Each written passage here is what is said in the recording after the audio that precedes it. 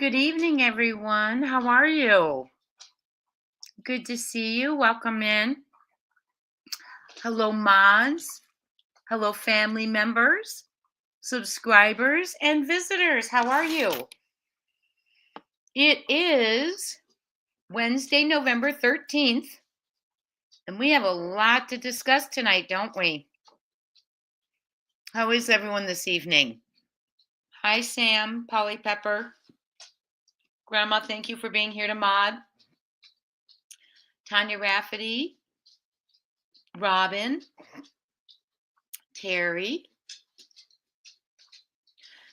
excuse me, Misty Blue. Carol loves embroidery and crime shows. That's cute. Terry. Hi, Starlito. How are you? Hi, Kimberly Myers. Mrs. Information Erica. How you doing? Welcome to the family. Hi, Jazz. Good to see you. Jennifer Benners. Hello. Jesus Loves Brenda. Kimberly Myers. Cherokee, 1971. Hi, Susan Kemp. Good to see you this evening. Lana H. How's everyone doing? It is Wednesday. Hi, Granny to 13. Oh my, you have 13 grandchildren. That is amazing. Hi, Mally Cat. Thank you so much. Thank you so much. Care indeed.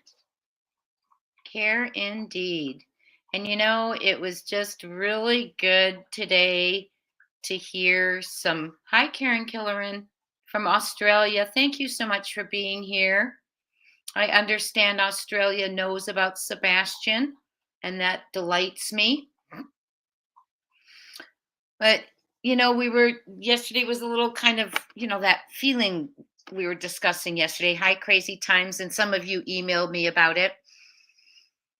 And then today we got an alert, and I want to thank Hindsight 2022's channel because they're posting that alerted me. Great coverage, letting us know what's happening. And it's important. So we're going to read the RICO tonight. Buckle up. We got a lot going on. Get your snacks, get your drinks, get your jammies on, whatever is going to make you comfortable. Because first we're going to talk about this new development. I did put out a video, but for those of you who did not hear it, we're going to discuss it and read it. It's huge. It's important. And it's important to Sebastian's case. Finding Sebastian and the obstruction of the search for Sebastian. Shockingly, they pointed out persons of interest, as not names, but just, telling a little bit about them. And we are going to go over all of that. And it's just been one crazy busy day, hasn't it? And I hope everyone's had a really good day. Give me some love. Give us a thumbs up. Give me a thumbs up if you would. Hi, Lana H. Hello, everyone. Good evening. Good evening. Hi, Amanda Jane. Okay. Hi, MTB. Welcome to the family. Hello, Joseph Rapp. Same. Barb Balua, how are you? Thank you, Barb. Hi, Wanda Beard. Good to see everyone. So let's go ahead and talk. I'm going to read the message from At Night. Hi, Show Poodles. So we can go ahead and discuss it, talk about it, and then we're going to move on to the RICO because there's a lot there. We've done it before. We're going to be doing it again, I guess. Hi, Pink Butterfly. So let me go ahead and I will start reading it. And as you all can tell from the thumbnail, if you did not see the video, that they are saying a person who did this infiltrated their system or attempted to, is related to Sebastian by marriage, not blood. So let's go ahead and get right into it because we've got a little bit. Hi, Kepi Kai. We've got a little bit of. Hi, Queen CC, Sam R, everyone, Eileen, Mary O'Malley, Lori Stewart.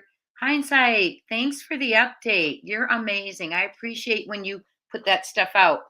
Hi, Cupcake, Random the Dime. Good to have you. Hi, Bright Star Tarot. I am not going to forget you this time, my friend. How is everyone? Welcome in. Hi, Trishy. Good to see you here. Cinderella. All my family members and mods, thank you. All subscribers, visitors, welcome in, welcome back. Okay, here goes. The ending, the last two are the shockers, but we're going to lead into it. Robin, is Chris McDonough supposed to be interviewing KP and CP tonight?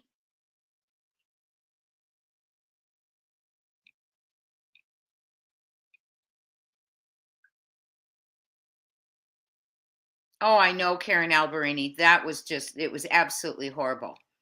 Hold on, I'm just trying to catch up here. Hi, Arctic Wolf Angel. Texas Rose.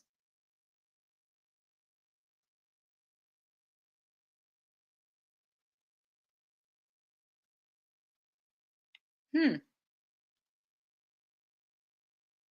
don't think that was my video. Okay, well, let's go ahead and let's get started. Yeah, you ready? It's crazy, Arctic Wolf Angel. Okay, so we are going to go ahead. This is from At Night Private Intelligence. Dated today, let me make sure. God, it's been a long day.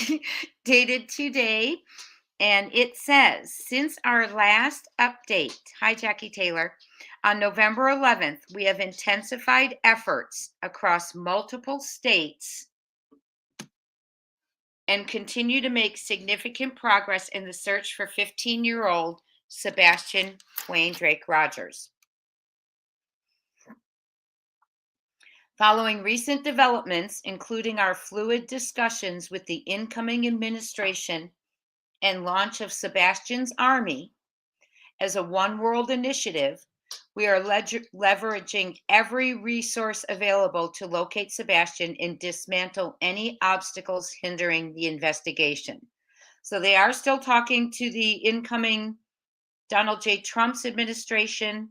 They will be in office January 20th. On November 11th, and then this says background on current efforts. On November 11th, we announced the creation of Sebastian's Army, an enduring initiative under the One World umbrella designed to support Sebastian's case and future searches for missing persons. This effort will mobilize public support, utilize advanced data analytics, and ensure ongoing public safety. In addition, we've established regular discussions with President-elect Donald J. Trump's incoming administration to secure federal resources and support for our work. Okay, new developments as of today.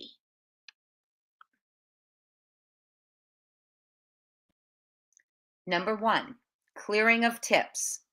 At Night has systematically cleared several dozen tips from Washington, Oregon, and surrounding regions.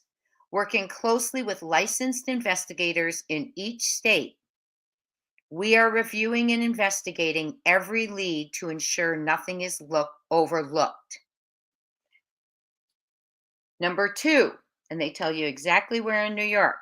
Okay, so listen up. Active surveillance is now in 8 states. So they now have active surveillance in 8 states. Surveillance operations are now underway in 8 states, spanning from Clinton, New York.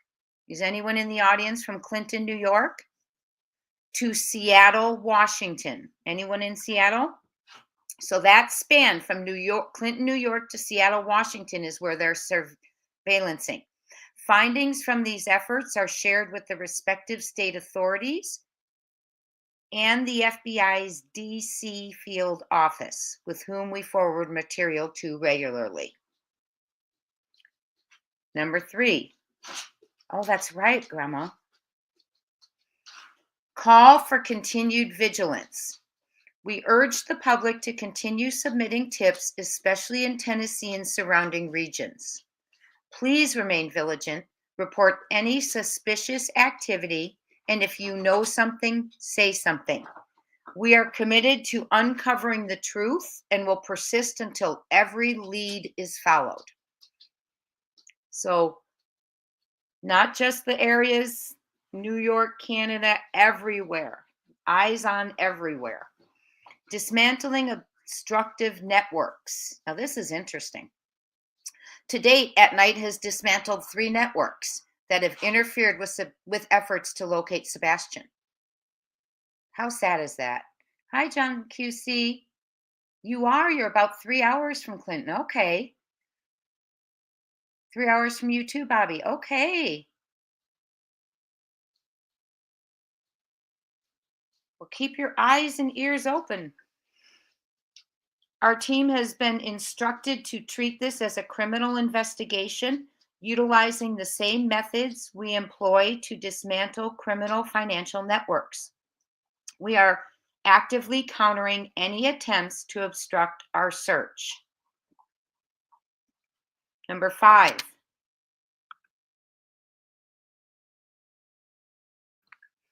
Ongoing briefings with the incoming administration. At Night continues to meet with the incoming administration 3 times weekly. On Mondays, Wednesdays, and Fridays, providing detailed reports on investigative challenges, including interference from hostile witnesses, and individuals of interest. Additionally, we have been connected with the soon-to-be U.S. Attorney General to discuss increased resources and support for a swift resolution. Hello, everyone coming in. Welcome in.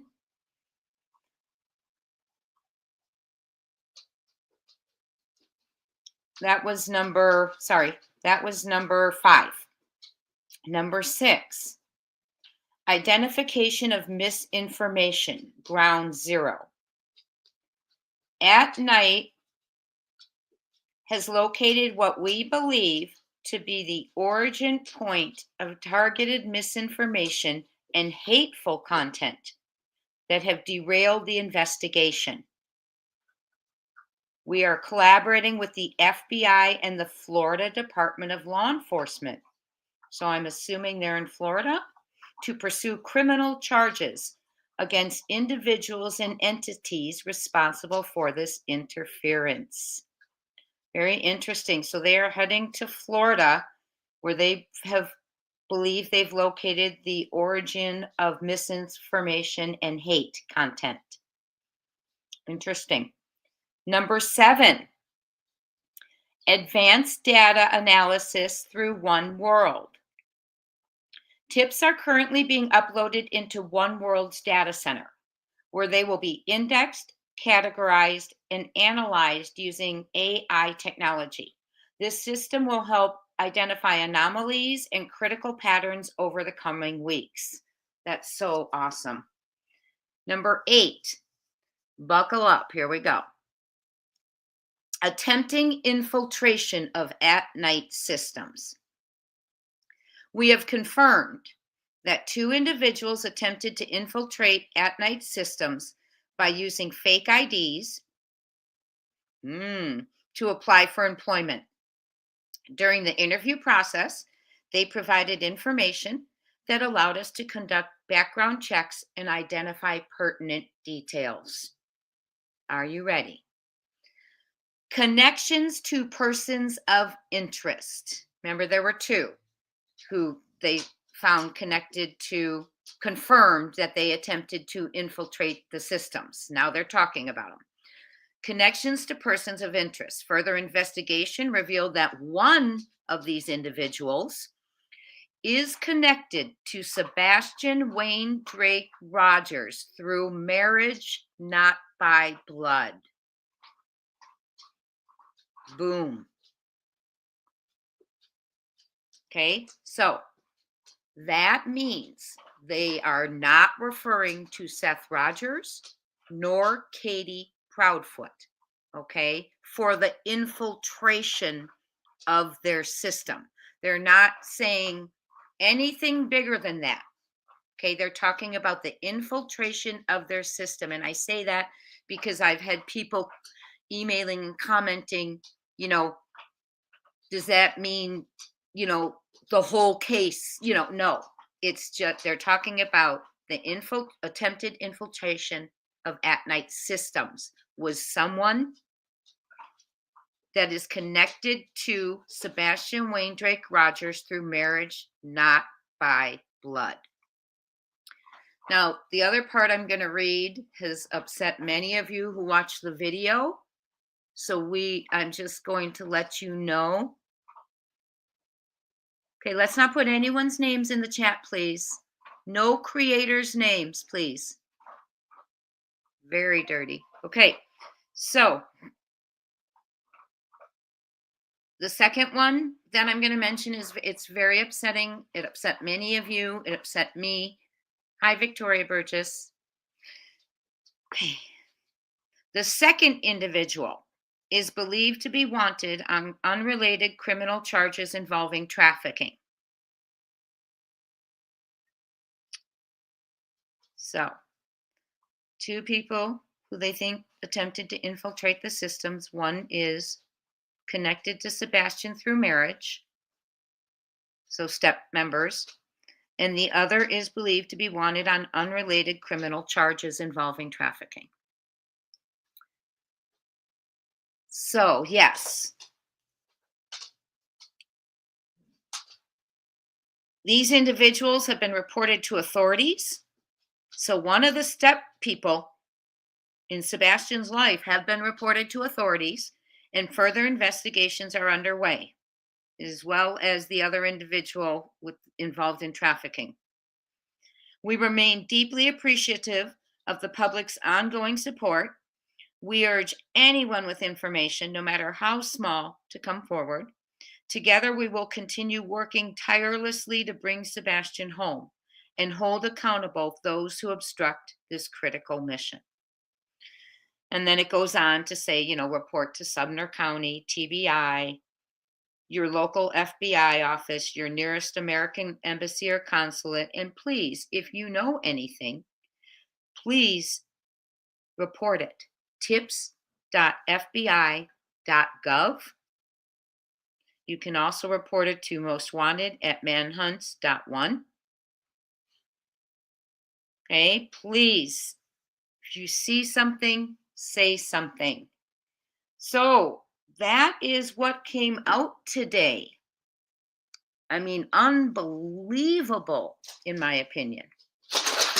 Oh, sorry, that's my dogs. So, hi, Yaya81, missing in Tennessee. You got a lot of them missing in Tennessee, don't you? Hi, Princess Jasmina. So everyone, I wanted to share that with you first, and it brought up a couple, important details.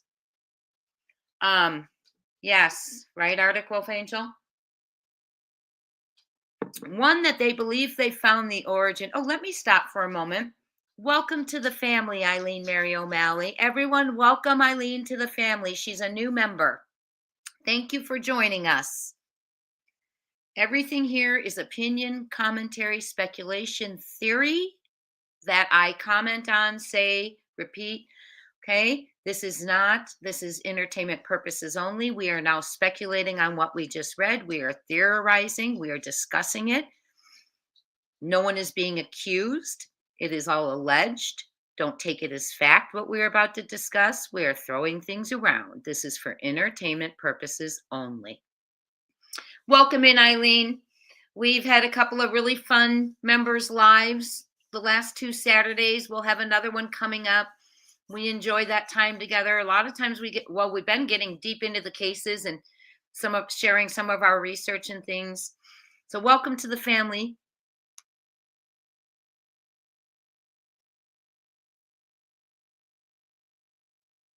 Okay, hold on. Crime Time Buzz, I believe that 8 and 9 are 2 different sets of individuals. Hold on, let me look at that. Let me look.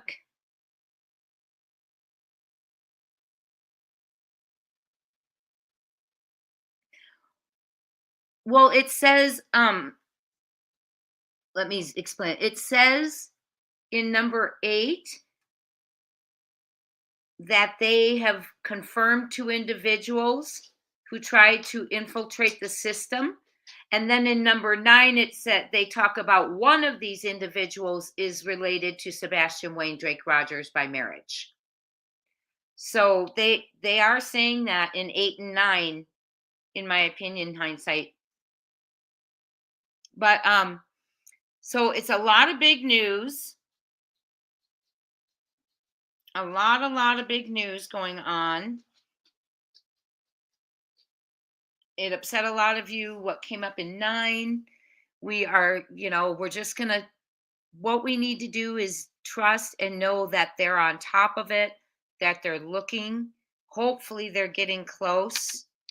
Hopefully they're getting close. Let me read hindsights again real quick.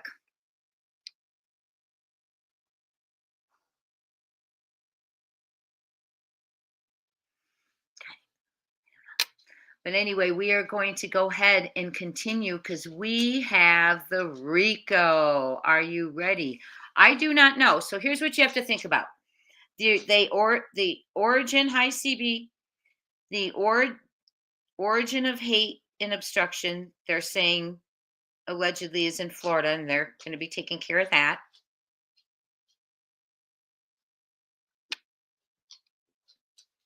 Hold on one second. I'm getting a message here. I just seeing a message. 1 second. Well, there's several step people though. Remember that. I'm looking at, you guys have a lot of great comments. Hi, Too Many Shoes. Remember, there's more than one person related to Sebastian by marriage. Remember that? There's several. Okay, through marriage. So they're saying the origin of hate and obstruction, they have located in Florida. They're going to be handling that. They have 2 people who have infiltrated the system at ATNIGHT'S. Persons of interest with connections is someone related to Sebastian by marriage, not blood. And someone involved possibly with trafficking. Let me reread what you're saying. I'm thinking about what hindsight's saying. Hold on 1 second.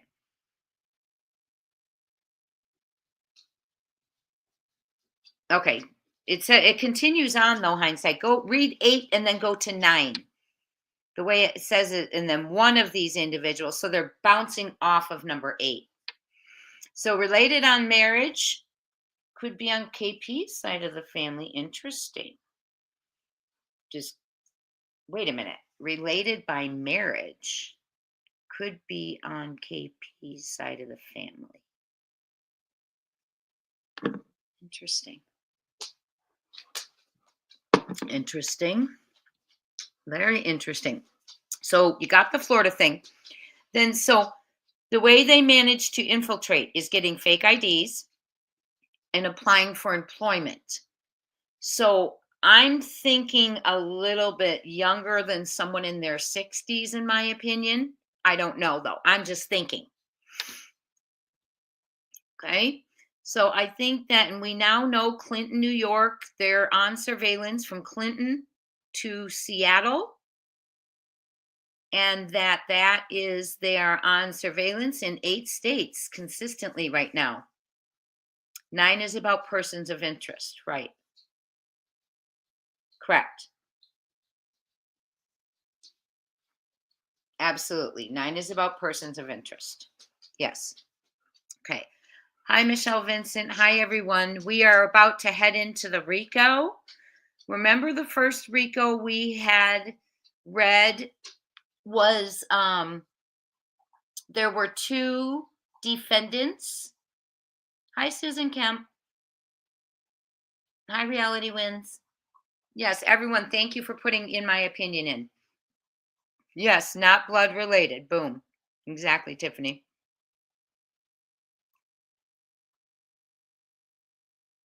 I hope so, John QC. That's a great comment. It sounds like I sure hope they have. I can't confirm or deny that.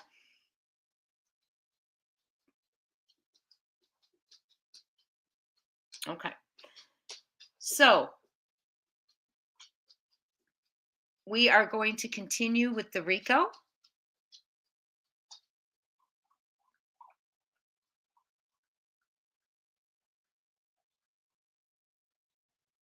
Interesting.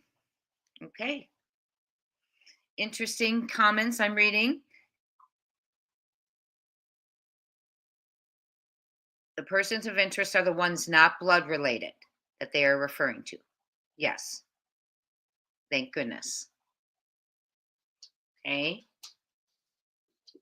So, hello, Southern Soul True Crime.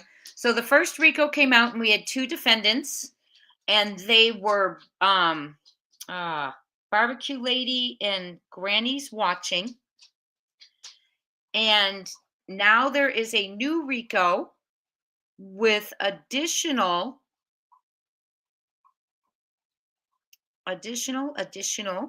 defendants added, and we're going to read it.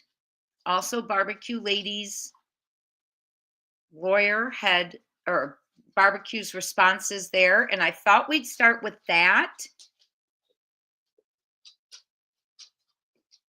Hold on 1 second. 1 second.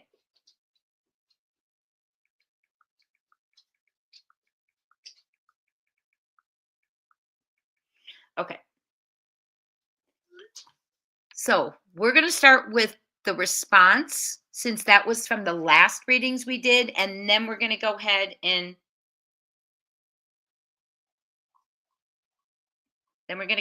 get into the RICO. It does not explain how he got out with no scent trail, no footage, but they're getting closer because it sounds like they're getting closer to the people that they need to ask, okay? Okay. So let's go ahead and get to the RICO.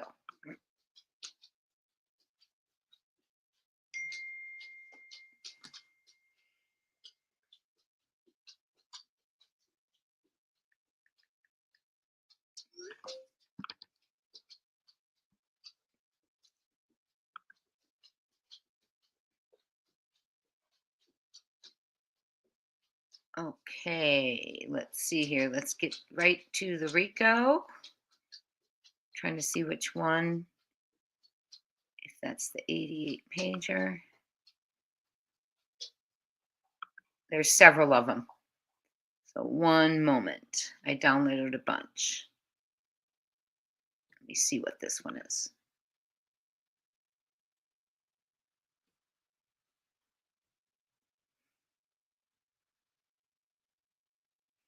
I believe, hold on, let me make sure.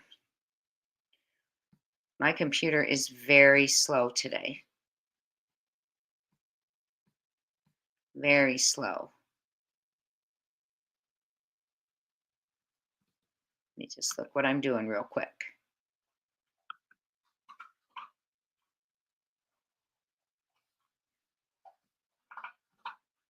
Hope everyone's having a wonderful evening.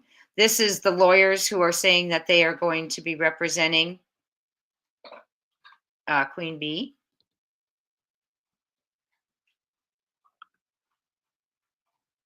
Let me just get to the big one. We're just going to get to the big one for the sake of time, okay? And of course, this one will have exhibits with it too that we'll have to get to on another time. Let me make sure you guys are seeing the correct screen.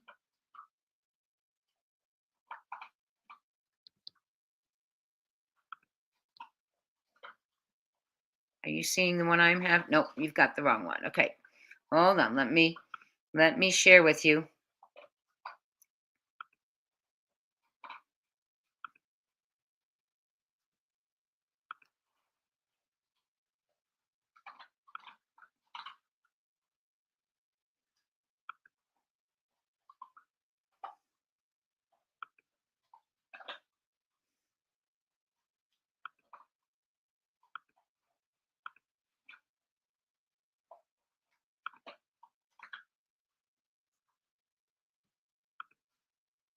Okay. It's not the right one. I don't know why I'm not getting the right one for you all. Hold on. Trying to get the 88-page document. Hold on. Let me close out the others.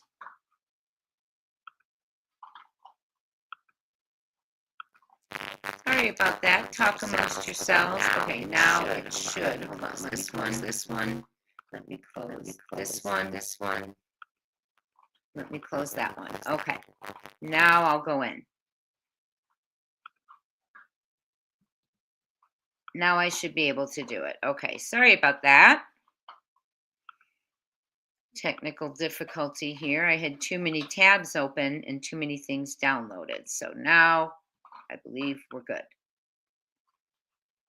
Yes, we should be all squared away. Welcome in, everyone. Thank you so much for being here. Hi, A Fatal Paper Cut. Hello, everyone. We are going to go ahead and get into it. So, and Hidden Sight, read 8 and 9. I read them again. It flows into talking about the two and then going into one of the two, unless they're referring to just one of two persons of interest. I don't know. Okay, but from the writing, it looks like they are referring to the people who infiltrated. So since this is an out-of-state investigation involving Clinton, New York, then the New York FBI field office should be also looking into this lead as well. Good point. Yes, they should be. Everyone should be looking into this. No, I was wondering that too, Lisa B. Always. Thank you so much, Hindsight. Thank you so much for all you do. I appreciate you. No. CB, that is Duran. Duran is the bro. Danny G is not. Okay, we're going to go ahead and get to it. You all are amazing. Thank you for being so kind to the mods. I have a few mods in here tonight. CB's modding tonight. Grandma is modding. I don't know who else is in here that's modding. But welcome in, mods. Thank you. Welcome in, members, and everyone who is here. So appreciate you being here. Keep it nice. Please say, in my opinion. Please, please, please. And my members, remember, we will be meeting here Saturday at 11. Hi, Justice Jane. Hello, everyone. Okay, we're going to go ahead and get to it, and I'm going to start reading it because it takes a while. This one's 88 pages, too. So get ready. Here we go. I'll check back in every few minutes.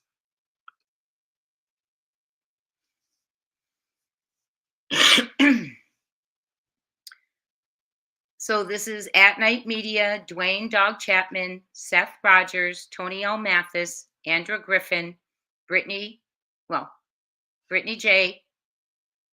Bullhorn Betty. I don't know who Christina O'Donnell is, Julia Valenti, Hong, and Nick the Hat. Okay? And originally it was against Barbecue Lady and Granny's Watching. And they have now added Queen B and SF Investigates. And that's what this is now. Okay? And let's go ahead and let's begin. It's from the law offices of Joseph Lesniak in the Court of Common Pleas of the Delaware County of Pennsylvania versus Barbecue Lady and Granny's Watching. And this is a plaintiff's motion for leave to amend complaint and join additional defendants. Introduction. Plaintiffs, by and through their undersigned counsel, respectfully move this honorable court for leave to file an amended complaint pursuant to Pennsylvania Rule of Civil Procedure 1033. This motion seeks to add new defendants, specifically Stephen Fischer, aka SF Investigates, and Rebecca Michelle Turner, aka Queen B. Oh, I shouldn't have said her name. Excuse me, I'm sorry. And to include additional factual allegations and causes of action that have arisen since the filing of the original complaint on October 18th, 2024. Procedural history. Sorry, you all, my computer is just crazy tonight. So, procedural history. Number 1. On October 18th, 2024, plaintiffs filed the original complaint against defendants Barbecue Lady and Granny's Watching, alleging causes of action including defamation, harassment, intentional infliction of emotional distress, violations of the Pennsylvania Corrupt Organizations Act, and related claims. Service, number 2, service of process upon defendant Granny's Watching has been duly effected. Now I'm getting them mixed up, which one's which. So hold on. Now I'm getting them mixed up. So I'm going to have to say, let me pop back in for a second to you all. Is the one with the last name Trudy, is that Granny's Watching or is that Barbecue Lady? I get them mixed up. Do you all know? Well, I'll just say their last names then. Happy birthday, Robin. Happy late birthday. Thank you, Half Pint. You're sweet. Okay, I'm going to keep reading. Barbecue. So Trudy is Barbecue? Thank you. Appreciate it.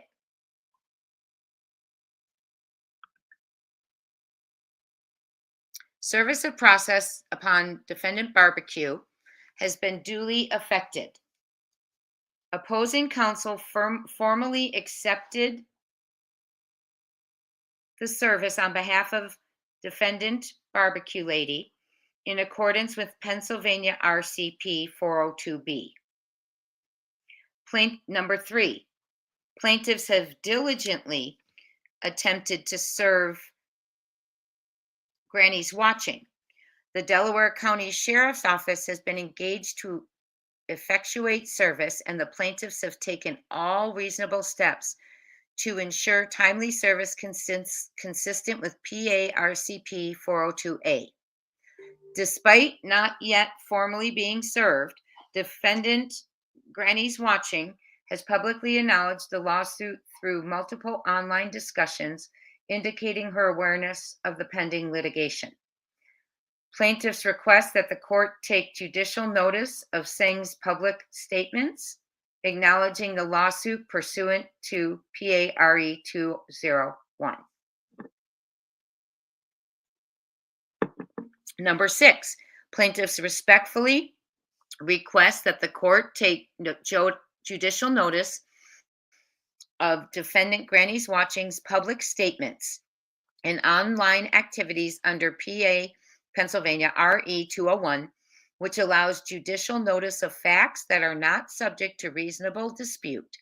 Such acknowledgement is pertinent for determining defendant Granny's Watching's awareness of this action and any potential attempts to evade formal service, reinforcing the validity of the service in accordance with procedural due process principles established in Commonwealth versus Zaransky, Pennsylvania's Super Court, 1996. Number 3, factual background and new allegations. Plaintiffs incorporate by reference all paragraphs as if fully set forth herein. A summary of new allegations.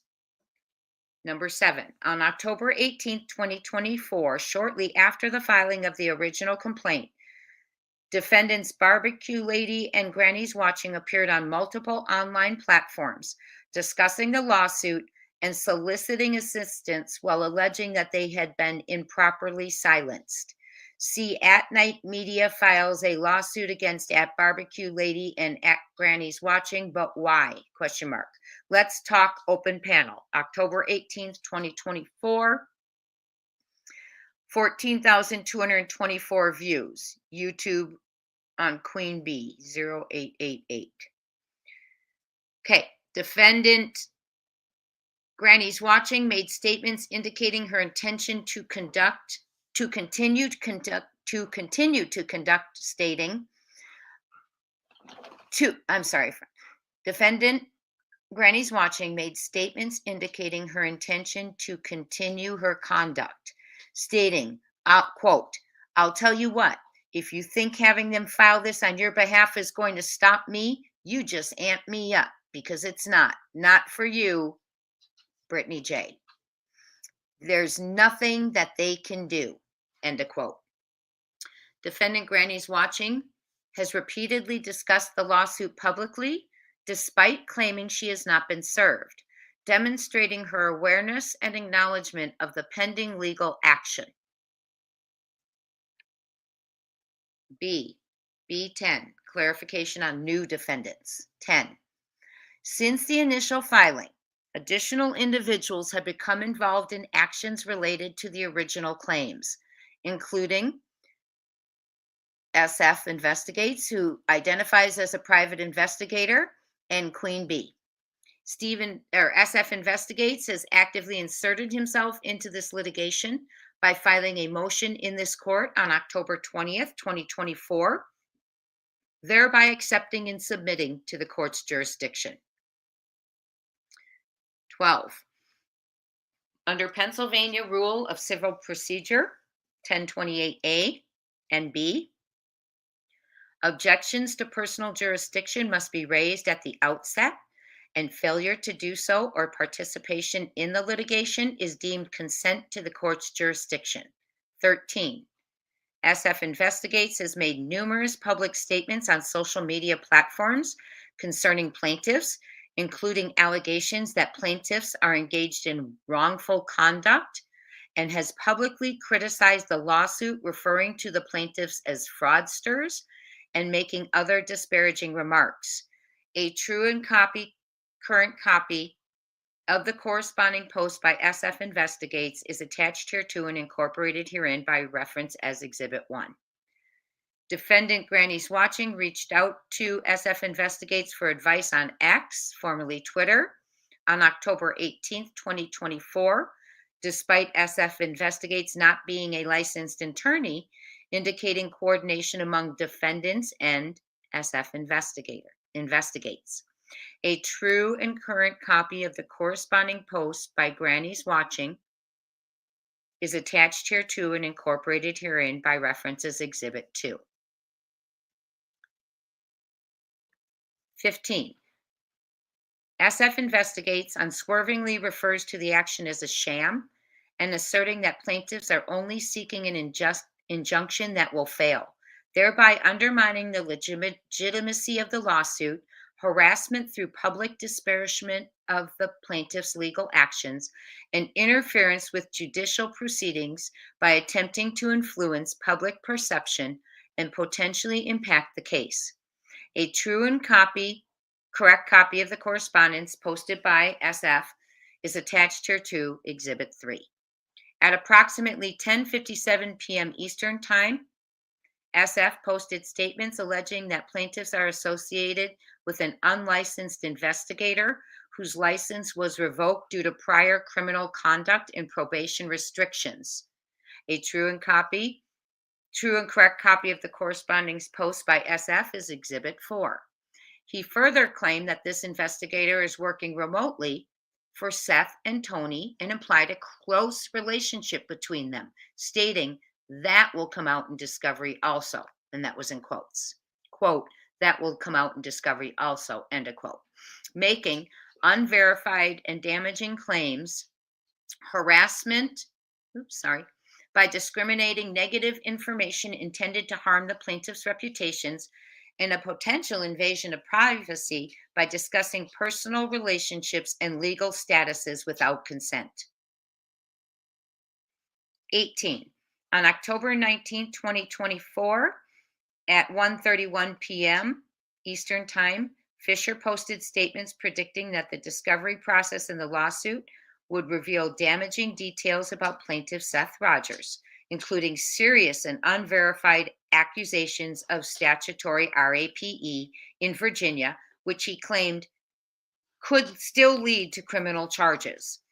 SF described this potential outcome as a #blessing in disguise and detailed the legal ramifications including a mandatory prison sentence and SEX offender registration, making severe unsubstantiated criminal allegations, harassment, and emotional distress. Excuse me, I'm going to sneeze. Excuse me. Excuse me, friends. Where was I?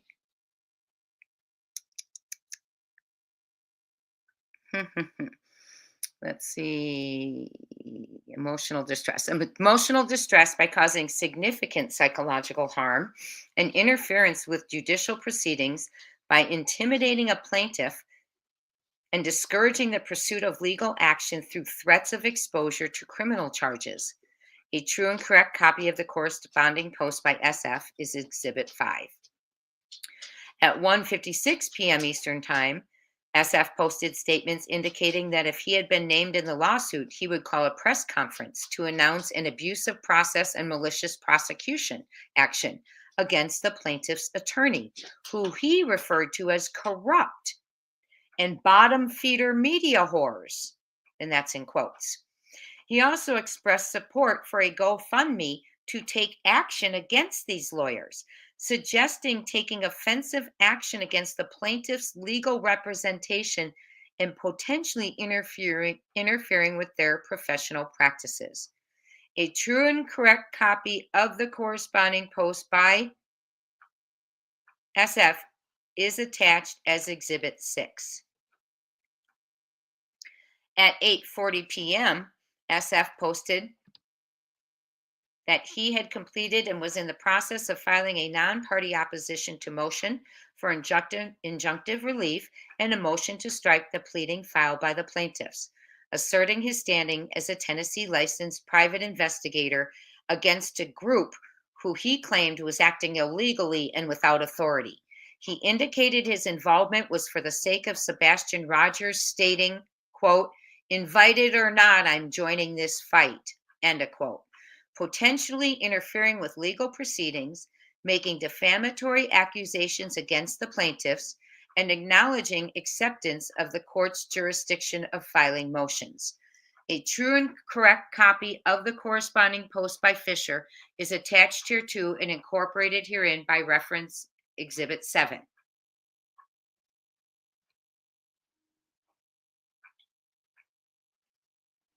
At 11:19 p.m. Hold on, someone's texting me. Make sure it's okay.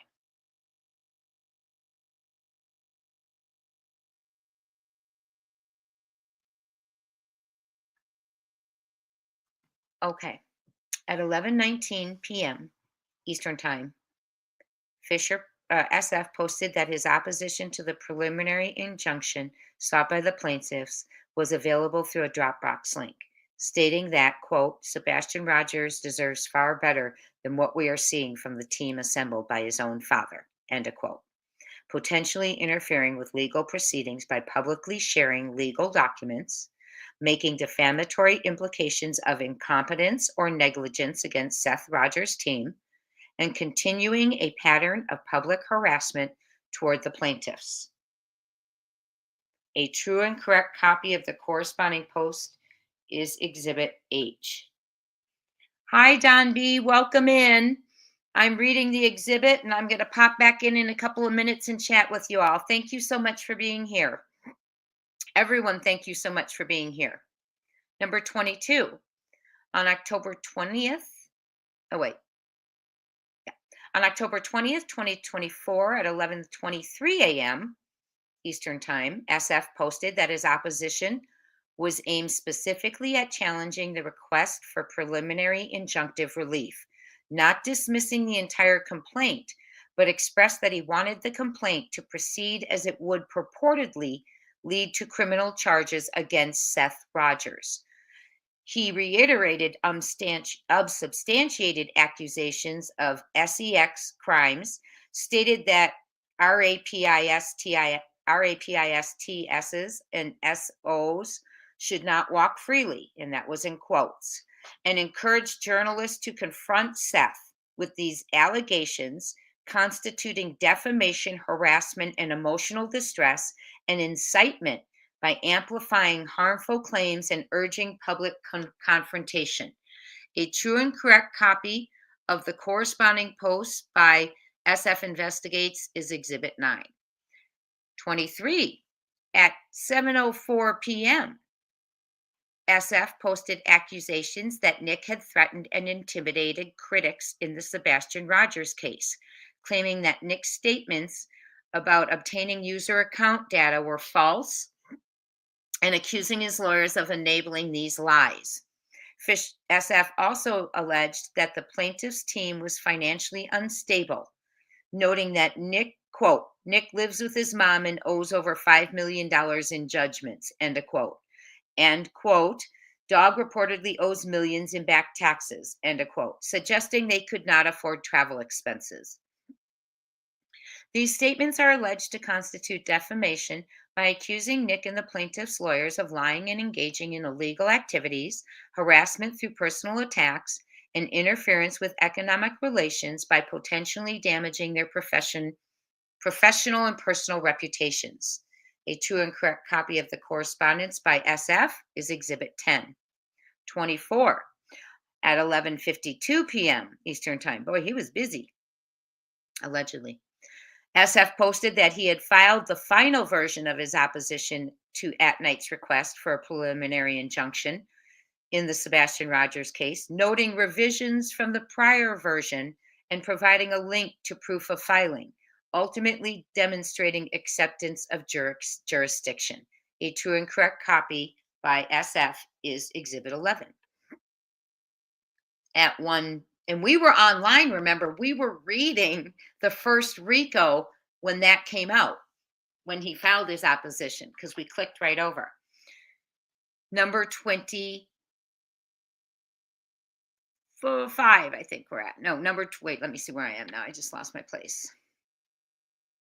Okay, number 25. At 1:10 a.m., SF mocked the plaintiff's press conference, referred to their lawyers as sleazy, quote, with, quote, amateur filings, and mentioned the idea of sending a marching band constituting potential defamation, harassment, and interference with the event. A true and correct copy of the correspondence by SF is Exhibit 12.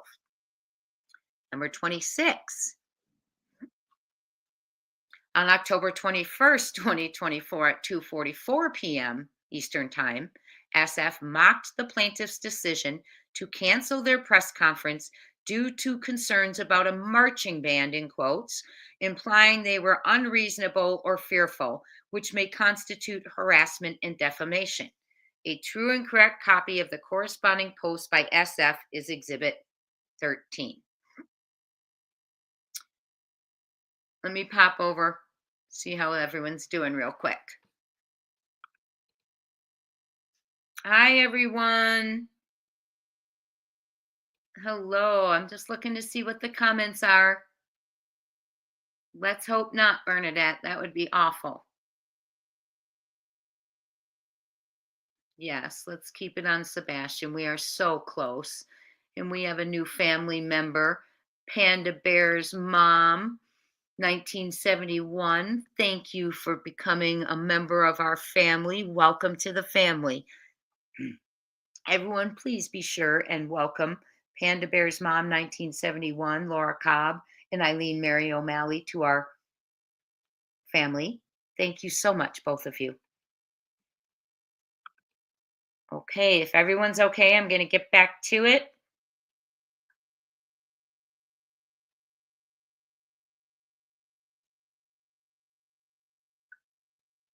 Oh, yeah, I heard about that call-in. Okay, we're going back. Page 9 of 88, my friends.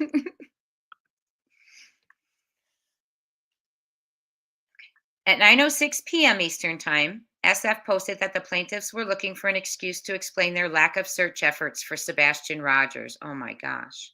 And accuse them of exploiting his disappearance for financial gain, which may constitute defamation by attacking their motives and integrity in harassment through continued public criticism.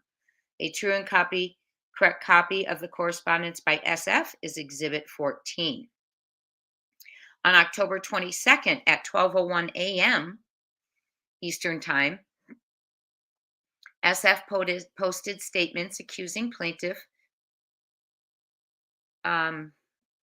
Brittany J. of panhandling and begging for money during a live stream, while also mocking her and providing updates on his legal filing status, which may constitute defamation by damaging her reputation, harassment through public belittlement, and interference with economic relations by potentially deterring financial support. A true and correct copy of the corresponding post by Fischer or by SF is attached as Exhibit 15.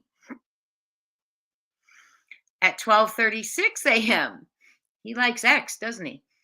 Eastern Time, SF posted a statement comparing plaintiff Brittany J. to a persistent panhandler who knocks on car windows, constituting defamation and harassment through continued derogatory remarks that damage her reputation.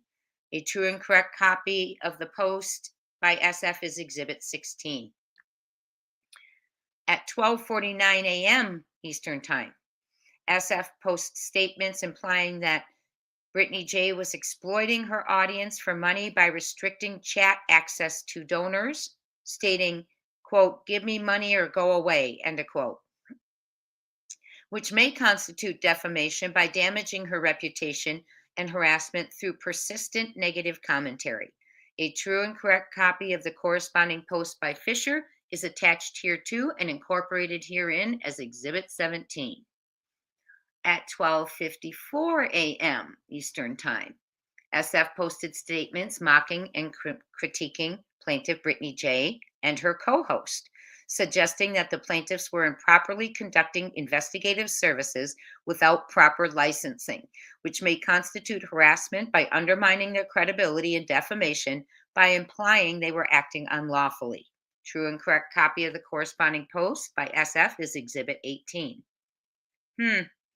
On October 22nd at 7:52 p.m. Eastern Time, SF posted comments mocking the plaintiffs and their professional teams, highlighting that their press conference cancellation due to a joke about a marching band was covered by mainstream media, suggesting incompetence or fear, which may constitute harassment and defamation. True and correct copy from SF is Exhibit 19. On October 30th, 2024 at 7:50 p.m., SF posted comments suggesting that the at-night lawsuit was faltering due to alleged falsehoods in sworn affidavits submitted by the plaintiffs and accused them of potentially being liable for defendants' expenses. He further claimed that the plaintiff's case was weakened by their credibility issues and referenced plaintiff Julia V., that's the dog handler, in accusations of fraud, which may constitute defamation by accusing the plaintiffs of lying and submitting false affidavits, harassment through continued attacks on their credibility, and interference with legal proceedings by publicly discussing and undergoing legal matters. A true and correct copy of the corresponding post by Fischer is attached here too and incorporated herein as Exhibit 20. 34 on November 1st, 2024 at 9:55 a.m. Eastern Time. Fischer posted statements accusing plaintiff Andrea Griffin, aka Bullhorn Betty, of hypocrisy and violating GoFundMe's terms of service by seeking donations for her criminal defense, adding that he reported her GoFundMe, which may constitute defamation by damaging her reputation, interference with economic relations by potentially disrupting her fundraising efforts, and harassment through public attacks causing reputational harm. A true and correct copy of the corresponding post by SF is Exhibit 21. SF's actions demonstrate a pattern of harassment and defamation aimed at plaintiffs. Hold on one second. Okay. Coordinated with existing defendants, His public statements have incited others to act against plaintiffs, contributing to a broader campaign of harassment. Queen Bee has been associated with discussions involving defendants Granny, Barbecue, and SF, which have included defamatory statements and discussions that could be perceived as contributing to harassment against plaintiffs. And then they have C, Section 1012, the documentation. 37. Turner,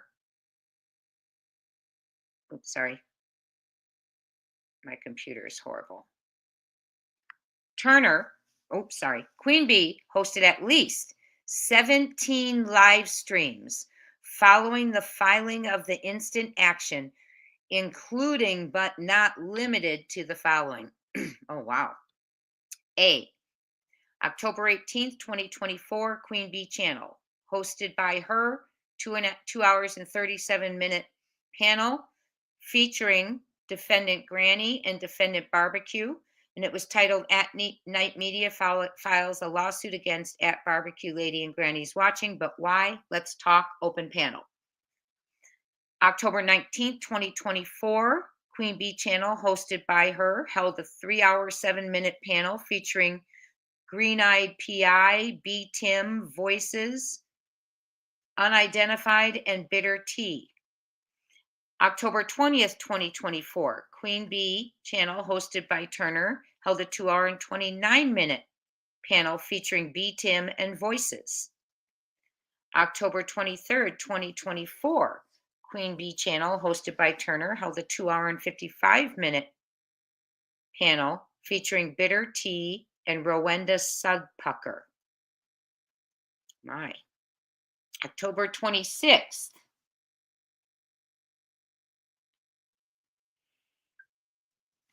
Welcome in, Mr. E. Thank you so much for being here. Everyone, thank you and welcome in. On October 6th, 2024, Queen Bee channel held a 4-hour, 35-minute panel featuring Voices, B. Tim, My Dog Snack Dealer, Oracle Crow, and Gypsy Trails. On October 26, 2024, Queen Bee hosted a 2-hour and 34-minute panel featuring Voices and SSPSY PSYOPs. On October 29, 2024, Queen Bee, hosted by Queen Bee, held a 3-hour and 25-minute panel featuring B. Tim, Ellie, and Brihanna Davidson. October 31st, Queen Bee channel held a 2-hour, 17-minute panel featuring Mitten Mama, AK-47, and Elevated Truth.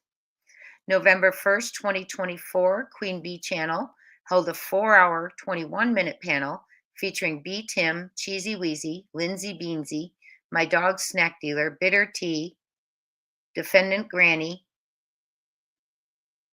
Rowena Sudpucker, and SS Psyops. November 2nd, 2024, Queen Bee hosted a 1-hour, 47-minute panel featuring Rowena Sudpucker, Bitter Tea, Southern Ish, and Mitten Mama. November 2nd, 2024, Queen Bee hosted a 4-hour, 10-minute panel featuring B. Tim, Voices, Phoenix, Rowena Sudpucker, Southern Ish, Heartland Honey, SS Psyops, and Bitter Tea. November 3rd, 2024, Queen Bee held a 5-hour and 26-minute panel featuring Small Town Girl, B. Tim, Voices, and in parentheses it says ANG, and Heartland Honey. On November 4th, 2024, Queen Bee hosted a panel of unspecified duration featuring B. Tim, Voices, and then in parentheses ANG, and Cappy. On October 18th, 2024, the Hive Sidebar, which is hosted by Queen Bee, held a 3-hour, 30-minute panel featuring B. Tim, Crime Sleuthin, Cappy, Cluminati, Ellie, and Bitter Tea.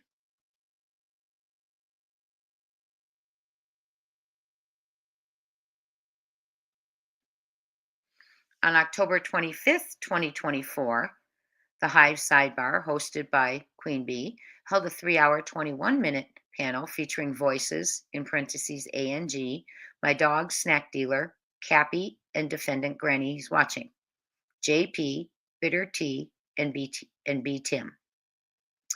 On October 28th, 2024, the Hive Sidebar, hosted by Queen Bee, held a 2-hour, 27-minute panel featuring B Tim, voices, parentheses ANG, Ellie, Cappy, and Mitten Mama. November 1st, 2024, the Hive Sidebar, hosted by Queen Bee, held a 47-minute panel featuring Rowena Sudpucker. This act defines a pattern of racketeering activity, and that's in quotes, as involving at least 2 acts of indictable offenses, which can include fraud and other forms of misconduct. These actions described include defamation through unsubstantiated harmful accusations made publicly by SF Investigates and other defendants, harassment through persistent negative commentary and public ridicule, and interference with contractual or economic relations by discouraging financial and professional support. Justification for amendment under Pennsylvania Corrupt Organizations Act. 18 Pennsylvania CSA 911. The Pennsylvania Corrupt Organizations Act prohibits any person from being associated with any enterprise that engages in a pattern of racketeering activity.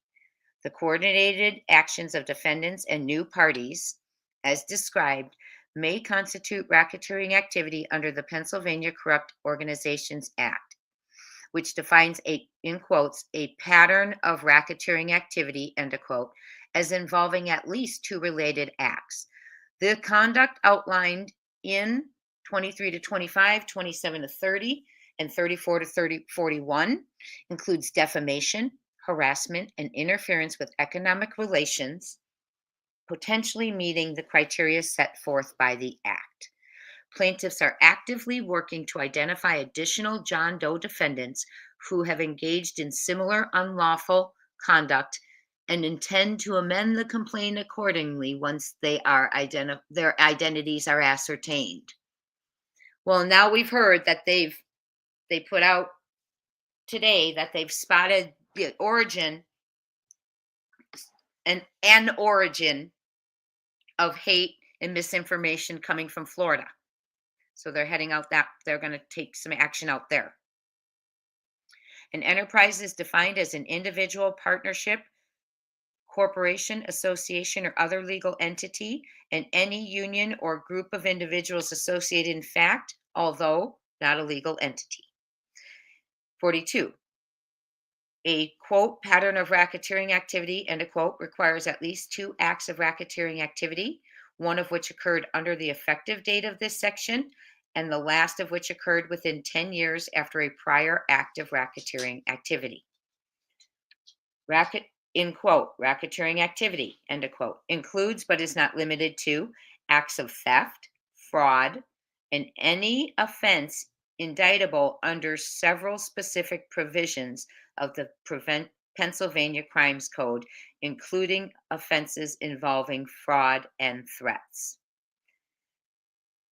Plaintiffs assert that defendants, including Fischer and Turner, SF and Queen Bee, have formed an enterprise by associating together for the common purpose of defaming, harassing, and causing harm to plaintiffs.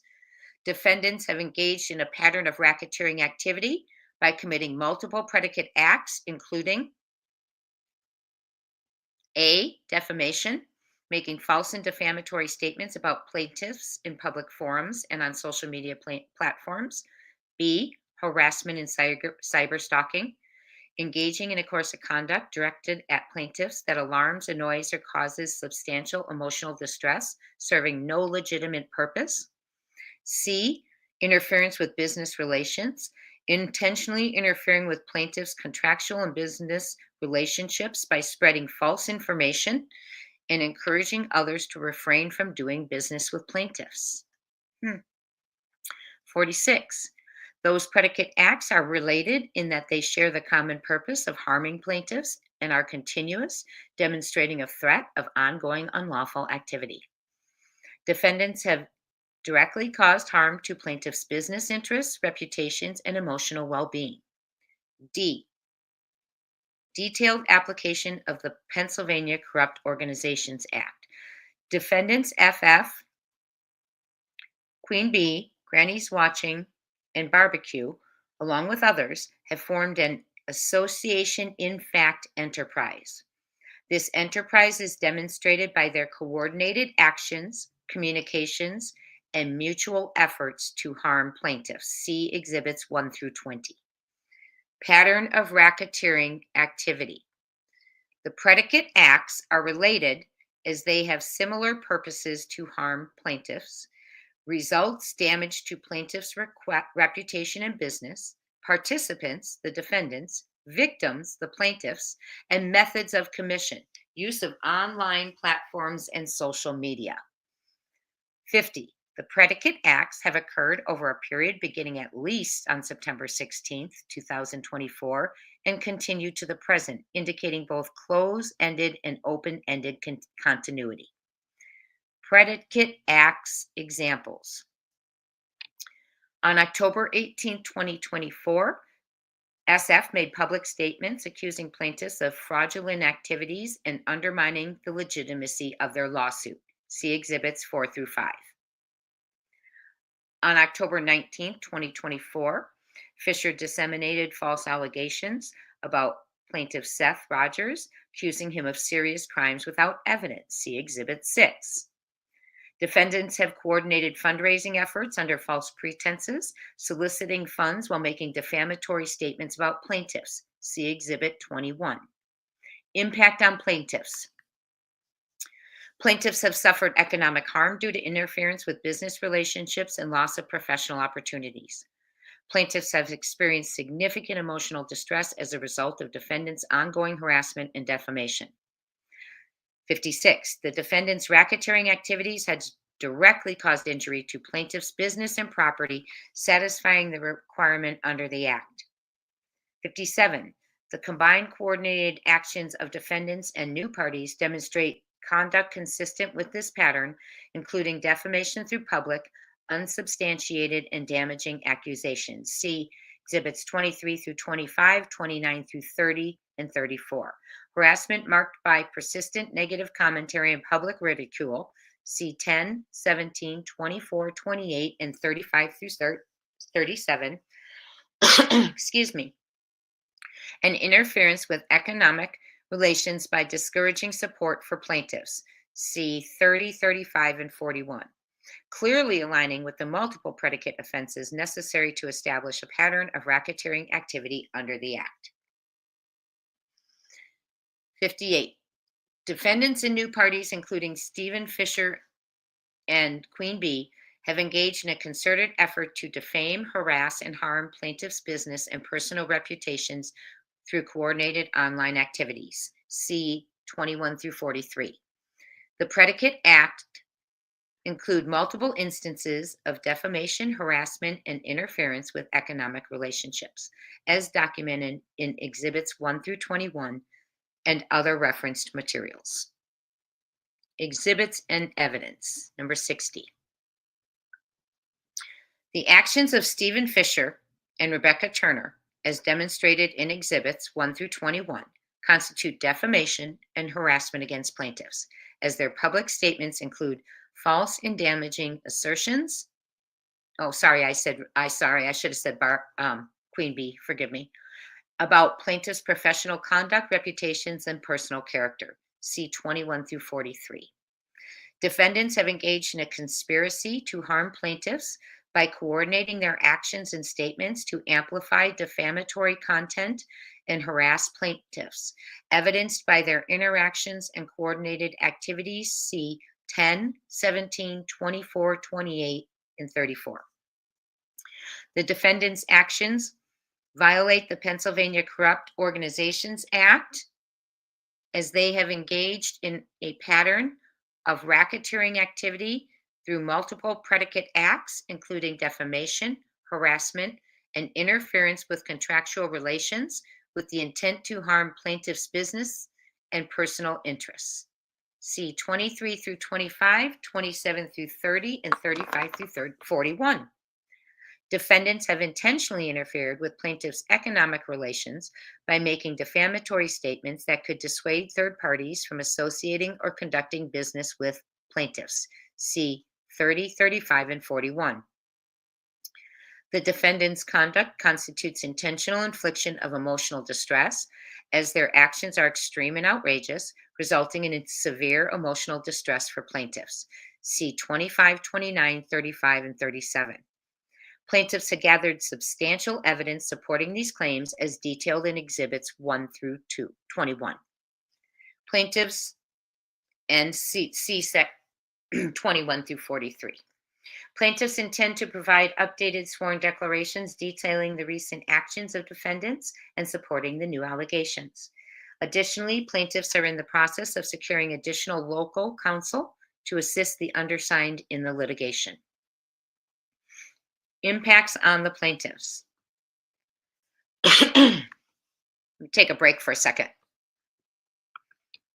I'm going to come on over for a second and see how you all are doing. A POI is a person of interest.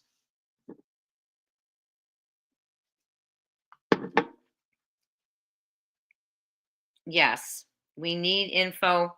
We're getting it. What are you all thinking about everything so far?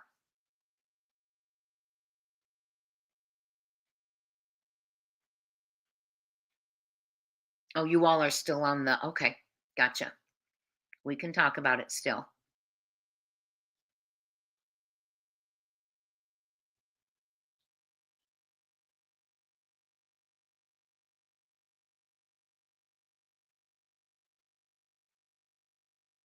I'm looking at your comments. Oh, thank you, Sam. Thank you, all of you. I appreciate that. Sam, thank you so much. That is very, very sweet. I appreciate it. I love it that you guys love my work. Morgan LaFay, welcome to the family. Stephanie. Morgan LaFay, Stephanie, welcome to the family. Everyone, welcome her to the family. Okay, I am looking. I'm just letting my voice take a break for a second.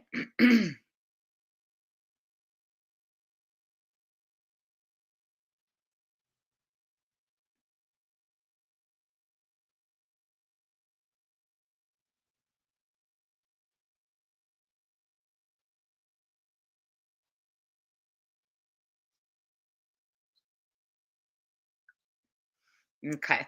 I'm still in shock that about them saying, okay, so I'm going to read to you 8 and 9, and I want us to discuss, do we think that they're connected, the two people they're talking about, or do you think they're separated?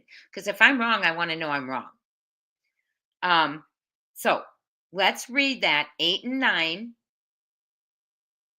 That would be fun. That would be fun, Beth. 8 and 9. Is Mr. E, are you still in the house? I want everyone's ears on this because I want us all to get a good take on this. Don B, you're back with pizza. Yum. I want some. Yum, yum. I'm hungry. Okay, we're going to read 8, then we're going to read 9. And we're all going to decide if we think that they're connected or if they're separate. Okay, because if I'm wrong, I'm happy to be wrong, but I want us to get it correct. Number 8, attempted infiltration of at-night systems. We have confirmed that 2 individuals attempted to infiltrate at-night systems by using fake IDs to apply for employment. During the interview process, they provided information that allowed us to conduct background checks and identify pertinent details. Number 9, connections to persons of interest. Further investigation revealed that one of these individuals is connected to Sebastian Wayne Drake Rogers through marriage, not by blood. See, and I'm taking it as they're talking about the people who infiltrated the two people. And hindsight thinks it's completely separate. And if you're right, hindsight, I want you to be right because I just want us to give the right information. Okay. Further investigation revealed that one of these individuals is connected to Sebastian Wayne Drake Rogers through marriage, not by blood. Boom. The second individual is believed to be wanted on unrelated criminal charges involving trafficking.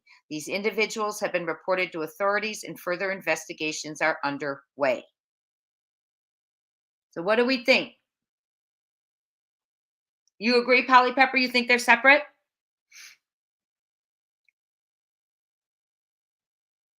Oh, you're talking about marriage. Through marriage can also be the spouse of a blood relative, not the blood relative themselves.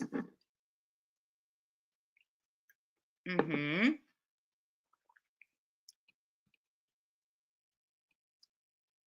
Hi, John QC. Did you listen to that? Did you hear that, you guys? What are you all thinking? Do you think they are connected, 8 and 9, like they're talking about the same two individuals? Or do you think they're separate? Okay, separate. I'm hearing a separate. I agree they are separate. Wow. Together. Okay. Mr. E, Don B, person of interest is separate in my opinion. Separate in my opinion. Okay. Well, my goodness, you guys, if it's separate, you know what that means. That they've just named persons of interest, period, right?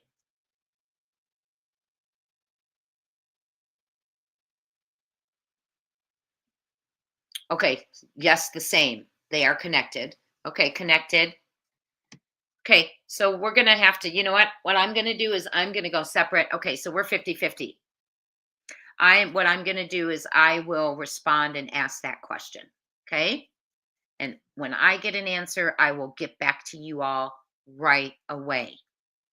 We ready to keep reading? But in collusion. You thought it was separate too. Okay, thank you. Separate, in my opinion. Well, we'll find out. You know, Queen Cece. Wow, right? Wow. Mm-hmm. We will find out, hindsight. We certainly will. We're all here, and I love that we're all here for Sebastian. We're working together. None of us have to be right. We just, or right or wrong, we just need the right information, right? Yes, John QC. Infiltration is regarding at-night systems, and the defamation is the RICO stuff. I would assume it would be CHILD trafficking. That's just my guess.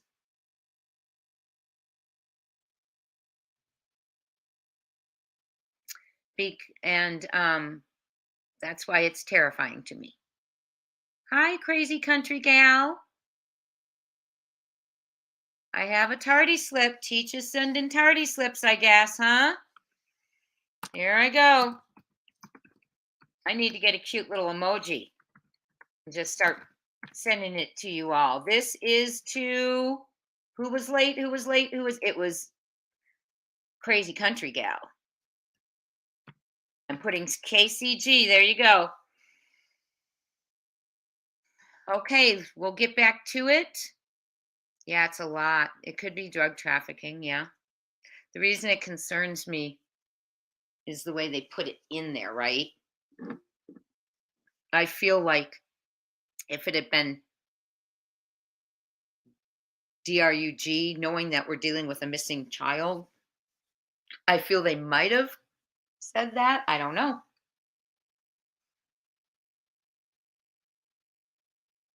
Oh no, one sock. You too. Uh-oh. Uh-oh. Okay, you all. This is for all of you right now. You all. Okay, this is for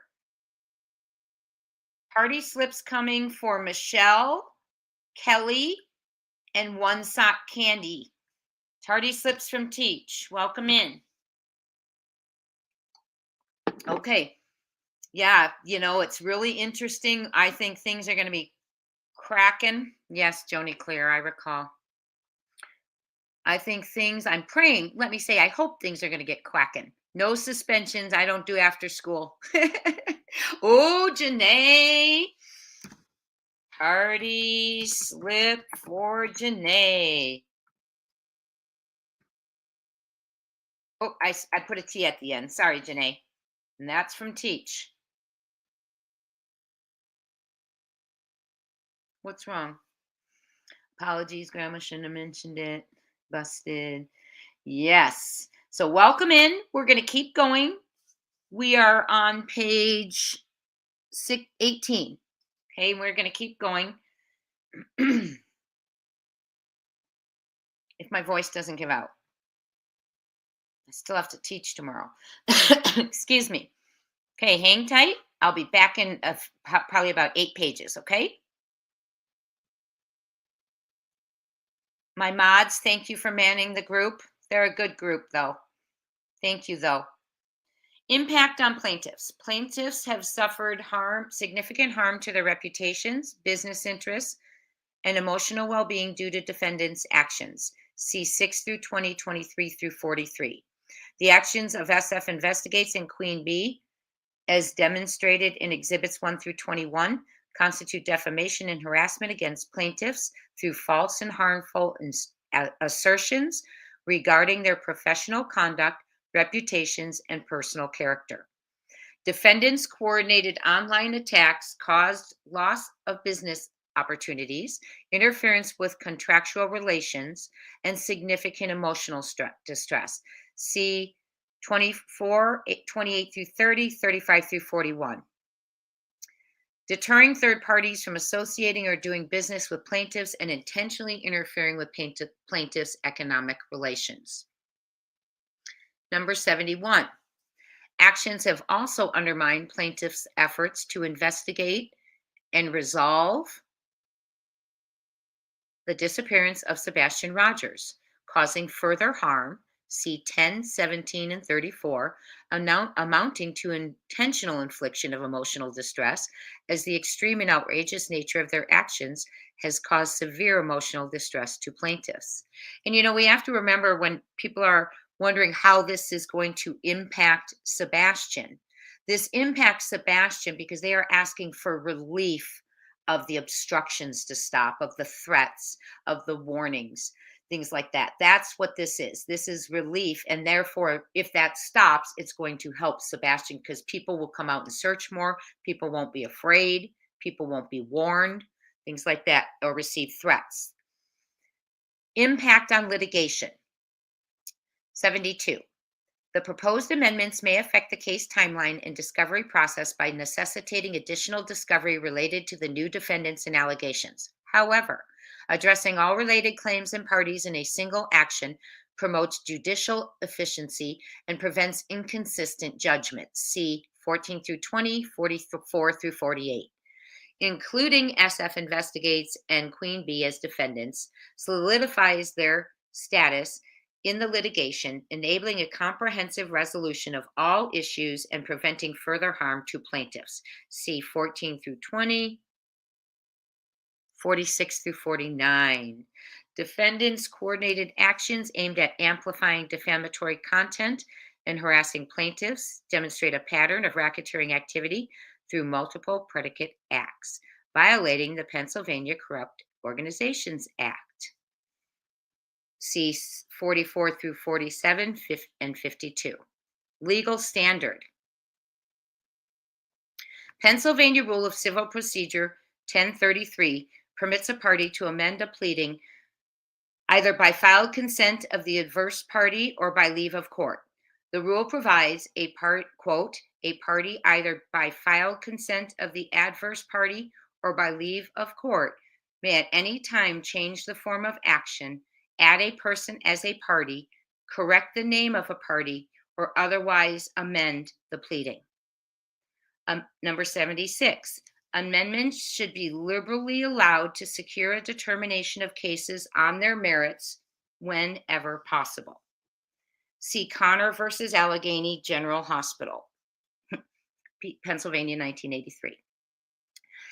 Absent an error of law or resulting prejudice to an adverse party, The court should grant leave to amend. Number 77. In determining whether to grant leave to amend, courts consider factors such as undue delay, bad faith, dilatory motive, repeated failure to cure deficiencies, undue prejudice to the opposing party, and futility of amendment. See Arthur versus Marsk Incorporated, around 2006. The proposed amendments to include SF and Queen Bee as defendants satisfy these legal standards and are warranted given the newly arisen factual allegations and ongoing harm caused to plaintiffs. See 14 through 20 and 44 through 48. Number 79. There has been no undue delay or bad faith in seeking these amendments. The plaintiffs have diligently pursued this action, evidenced by their documentation and inclusion of exhibits supporting the claims against defendants. See 6 through 20, 50 through 55. Number 80. The need to include SF and Queen Bee as defendants arose only after their active incitement and participation in conduct detrimental to plaintiffs' business, reputation, and well-being became apparent. 81. Granting leave to amend will not result in undue prejudice to the defendants. 82. Instead, it will promote fairness by allowing all related parties and claims to be addressed within the same action, aligning within the same goal of resolving cases on their merits. See 60 through 62. Argument. The proposed amendments are necessary to address new facts and parties. 83. The inclusion of SF and Queen Bee as defendants is essential to fully adjudicate plaintiffs' claims. See 14 through 20, 46 through 49. 84. Their active participation in the alleged wrongful conduct has caused additional harm to plaintiffs, and their actions are directly related to the original claims. See 21 through 43. Number 85. The intertwined claims of defamation, harassment, violations of the Pennsylvania Corrupt Organizations Act, conspiracy, and other relevant laws are supported by the factual allegations and exhibits presented. See 50 through 55. Defendants have engaged in a pattern of conduct that constitutes racketeering activity under the Pennsylvania Corrupt Organizations Act, involving multiple predicate acts as demonstrated in Exhibits 1 through 21. See 44 through 47. This inclusion avoids the risk of inconsistent judgments and ensures that all relevant acts contributing to plaintiffs' claims are adjudicated together. 87. The coordinated efforts among defendants to defame, harass, and harm plaintiffs' reputations and business interests necessitate the inclusion of additional claims and parties to ensure comprehensive relief. 52 through 53. Relatedness and continuity of predicate acts.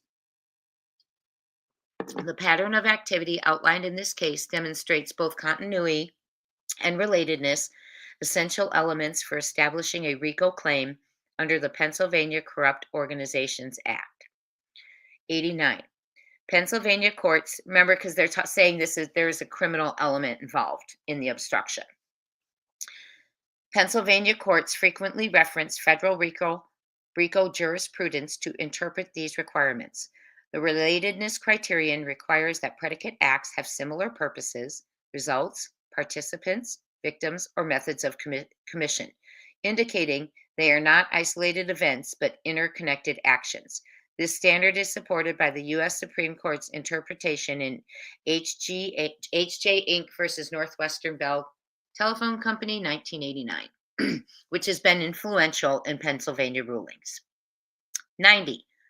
The defendant's actions in this case, as detailed in 6 through 20 and 42, illustrate this relatedness. The conduct shares a common purpose to harm plaintiffs and involves similar methods, repeated actors, and targets. This satisfies the relatedness component necessary for a PCOA claim. Continuity of predicate acts. Continuity, as defined by Pennsylvania and federal precedent, can be established through either a closed-ended period of repeated conduct or an open-ended period that poses a future threat of repetition. The U.S. Supreme Court in H.G. Inc. explained that a series of related predicates extending over a substantial period or conduct projecting into the future with a threat of repetition fulfills the continuity requirement. Number 92. The actions of the defendants as described in 6 through 20, 21 through 43, supra, and observed since the filing of the original complaint demonstrate continuity. 93. The defendants' targeted and repeated conduct over an extended period illustrates close-ended continuity, while the persistent and escalating nature of their actions suggests an open-ended continuity that threatens future harm. 94. These combined elements establish that the defendant's conduct amounts to a pattern of racketeering activity under Pennsylvania law as it meets the standards of relatedness and continuity. Number 95. Courts, including the U.S. Direct Court for the Eastern District of Pennsylvania in HTA-SCW, Web Medical A LLC versus Roskamp Management Company, have emphasized that a pattern must show related predicate acts that are ongoing or pose a risk of future repetition, aligning with the principles outlined in the instant matter. There has been no undue delay, bad faith, or dilatory motive. 96. Plaintiffs have acted promptly in seeking this amendment upon discovering the involvement of the new defendants and the escalation of wrongful conduct. 6 through 20, 49. Number 97. The amendment is sought in good faith to address ongoing harm and to include all responsible parties in the litigation. 57 through 59. E. The amendment will not prejudice defendants. The amendment will not cause undue prejudice to the existing defendants, as the case in its early stages and discovery has not yet been completed. Number 99. Defendants will have ample opportunity to respond to the amended complaint, including the new defendants promotes judicial efficiency by consolidating related claims and parties into a single action, avoiding duplicative litigation. C 62. The amendment is not futile. 100. Under Pennsylvania law, the new allegations are sufficient to state claims upon which relief can be granted, including defamation, harassment, violations of the Pennsylvania Corrupt Organizations Act, conspiracy, and the intentional infliction of emotional distress. The detailed factual allegations against SF and Queen B, supported by Exhibits 1 through 21, substantiate the claims and demonstrate a pattern of wrongful conduct. See 21 through 43, 50, and 55. Stephen Fischer's acceptance of the court's jurisdictions by filing a motion eliminates any concerns related to personal jurisdiction. Therefore, the proposed amendment has merit and is necessary to achieve justice and prevent further harm to plaintiffs. See 49 and 56. Fischer emphasized his credentials as a licensed investigator in Tennessee and Florida and claimed authorization to investigate the disappearance of Sebastian Rogers on behalf of the boy's mother and stepfather, using this status to lend credibility to his defamatory statements. Conclusion. For the foregoing reasons, plaintiffs respectfully request that this honorable court grant leave to file the attached amended complaint, adding SF Investigates and Queen B as defendants and incorporating new factual allegations and causes of action. The amendments are necessary for a comprehension resolution of related claims, preventing further harm to plaintiffs, aligning with Pennsylvania Rule of Civil Procedure 1033 to ensure fairness and judicial efficiency. See 14 through 20, 44 through 48, and 60 through 62, signed Joseph Lesniak. And then we have all the exhibits. Okay, we're going to stop there for a second. Okay, so right there is, oh, happy birthday, Michelle. I will take my tardy slip back and give you a birthday pencil. Happy birthday. Is anyone else's birthday in here? Yes, one sock, right? Anyone else's birthday in the house? It is so great to know they're working closely with the FBI. I agree, Ginger. Um, yes, they want. I'm sure they wanted to know what they had. Good, RKB. I agree with you. You think they are connected? Okay. So you think 8 and 9 are connected, Mad Mama Bear? Well, I will definitely reach out and get clarification on that. Oh, late nighters from the UK. What time is it in the UK right now?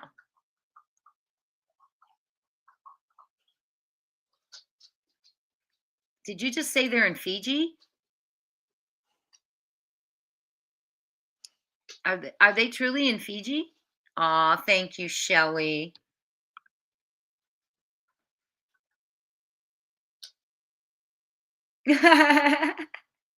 Kelly. Happy birthday to Michelle Reed Duncan, one of our family members. I know. I just don't understand. Oh, yes. Joni, you're in Arizona too? I am as well. Huge.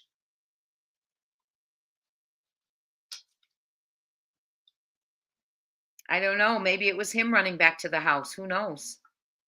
Allegedly. Right? I don't know. We're going to have to find out if those 8 and 9 are connected, or all we care about is the correct information for Sebastian. So if I'm wrong, I'm happy to admit it. And if I am wrong, that means they've named 2 persons of interest in the disappearance. If I'm right, that means they've named 2 persons of interest in the infiltration. So we do need clarification on that.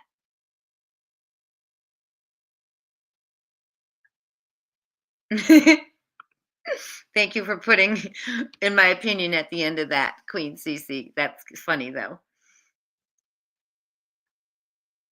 Hello, everyone.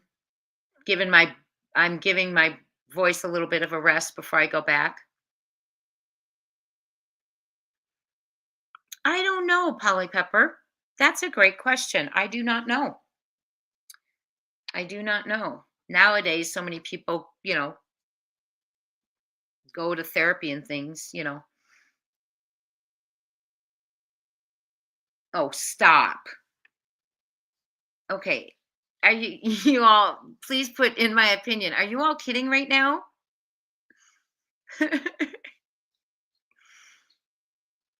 Oh, yes, I do have PayPal now. Thank you, Grandma. Yes, I agree. I agree. TNN nurse, we did that whole study on all the coincidences with the trash, right? Yes, and John QC, I don't know if you were in.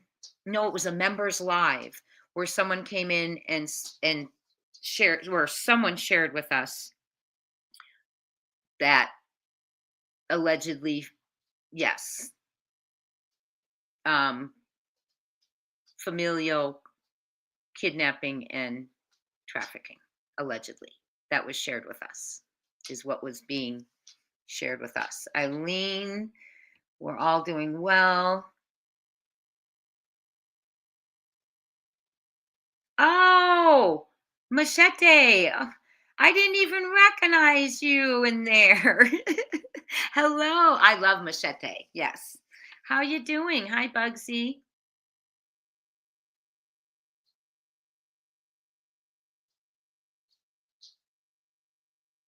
Yes. Fake IDs for employment. Right.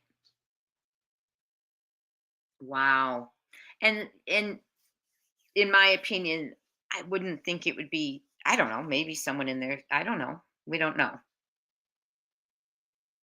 Kind of feeling in the upside world. Yeah.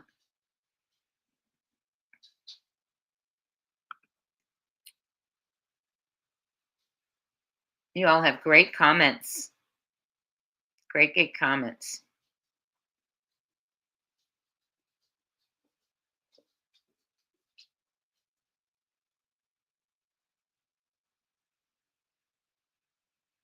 Yes, they were asking all of us, CB, to look at photos.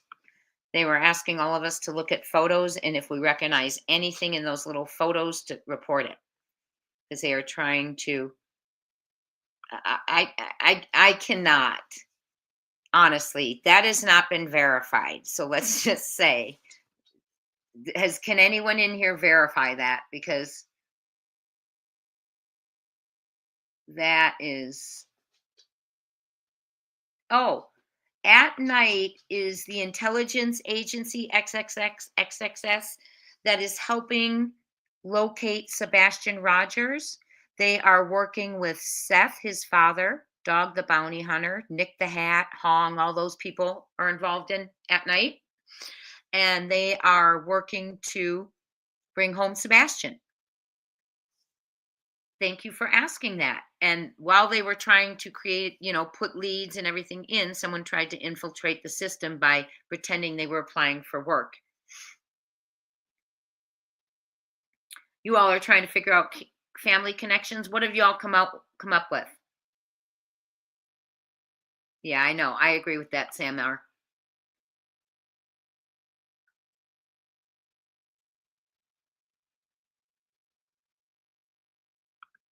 Yeah.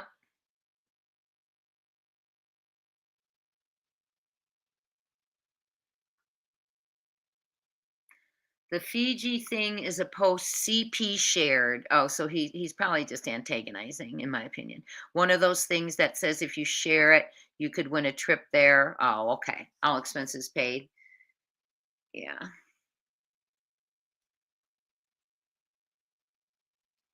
Yes, they were very upsetting. I looked at them also. I looked at them also. Very upsetting photos.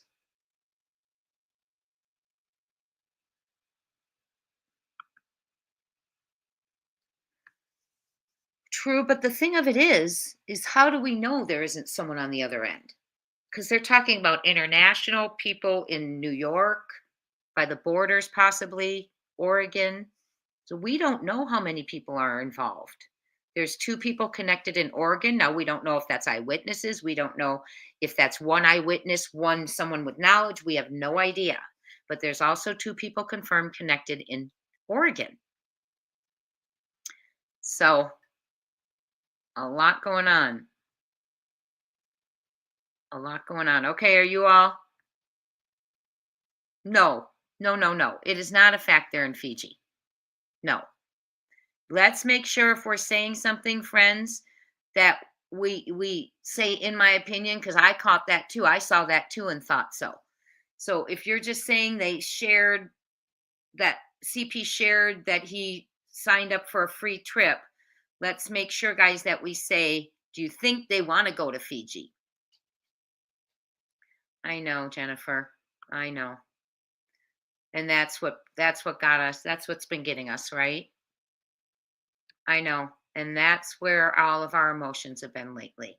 It's really hit hard now. And it's not that it didn't hit before, but it's hitting especially hard now. Yeah. Thank you, Alicia. He's just trying to rattle people's cages, in my opinion. So let me go ahead and I will read Exhibit 1. Oh, thank you, Machete. Machete. The mullet. You didn't put in my opinion on that one, hun, but it's funny. I know. I could not leave. I could not leave. And that's the thing. People say you don't know how you would act if you had a missing child. But what I can tell you is I know I wouldn't give up and I know I wouldn't not begin, allegedly, in my opinion. Nothing would stop me. I mean, it's really hard. It's really hard. Yes, he does. Oh, I thought you were saying, Jazz, does he have any sisters? Yep, 3 hours, 37 minutes from doorstep to doorstep. Okay, I'm going to go back. It looks like everyone's okay. You're just chatting amongst yourselves. Nothing that I need to address. Welcome our new family members, please. Saturday at 11 is our members live. Jazz used to live in Arizona. Who was it who said during this that they were in Arizona? I forgot now. Grandma, when's your birthday?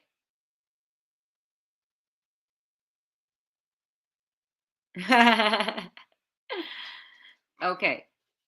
Everything's commentary. As you can tell, we're just kicking it around right now.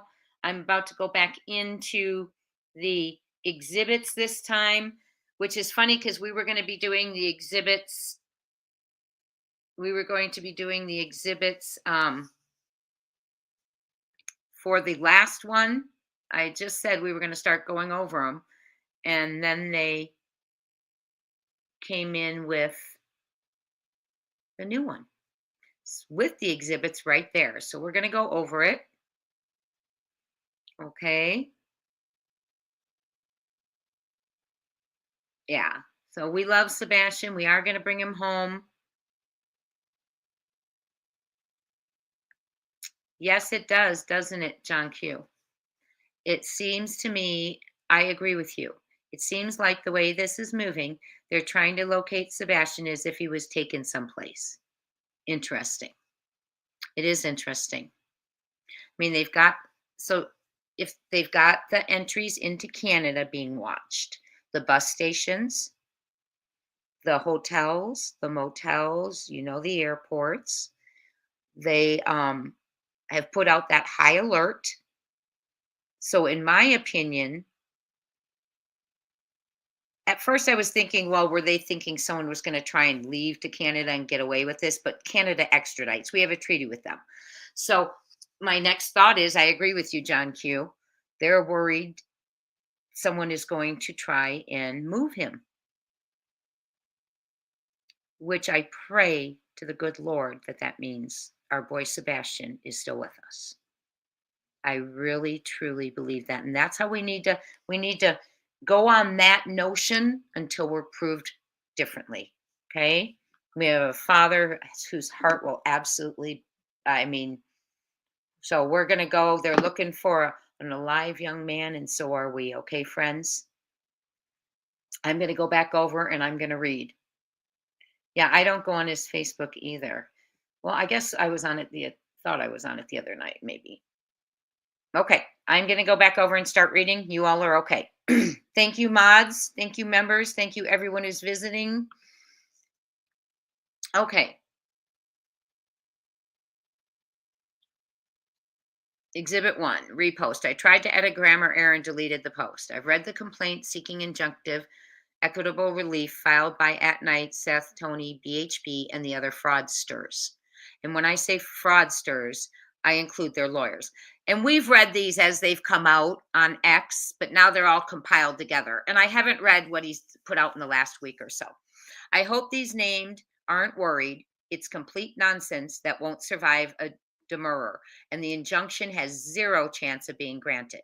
This was an amateur hour, desperate attempt to grab media attention. Poor dog. This is going to be his legacy, a failure whose career is now being compared to Bullhorn Betty. Wow. That is horrid. Attached are in my opinion, attached are my initial reasons why the case will fail. I drafted this quickly and I'll study it further. Honestly, I wish they had named me. Please name me, you hacks. Oh my goodness.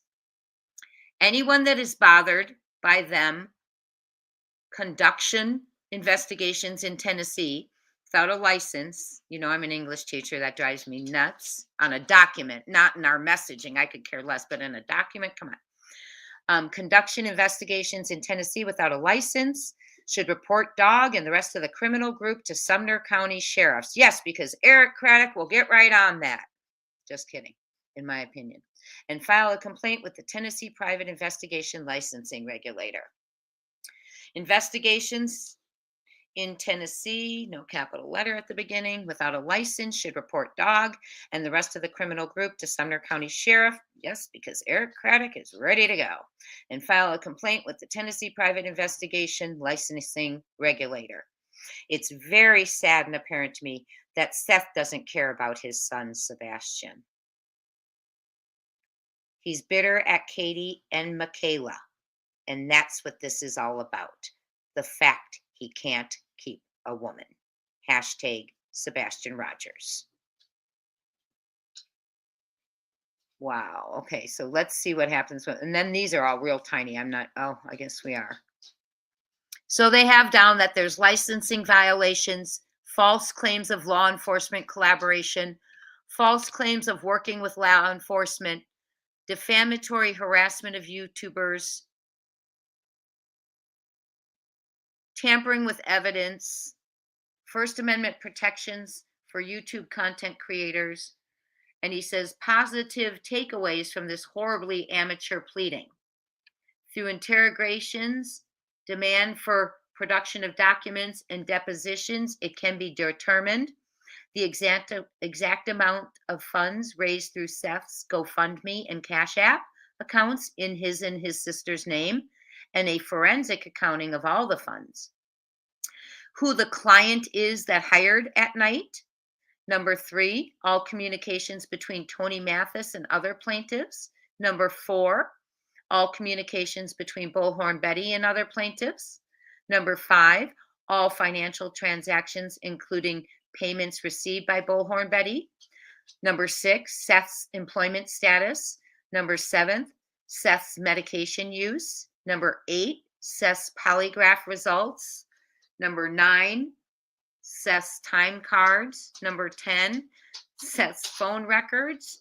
Number 11, Seth's communication with CP's ex-wife. Number 12, Seth's communication with his family, including distant relatives. Number 13, Seth's history of restraining orders. Number 14, most importantly, Seth's dating history and times he got Katie preggers. And her family already came out and said, okay, that was someone's comment right there. Okay, we are now to Exhibit 2. Let me make it a little larger. Sorry, I made it small.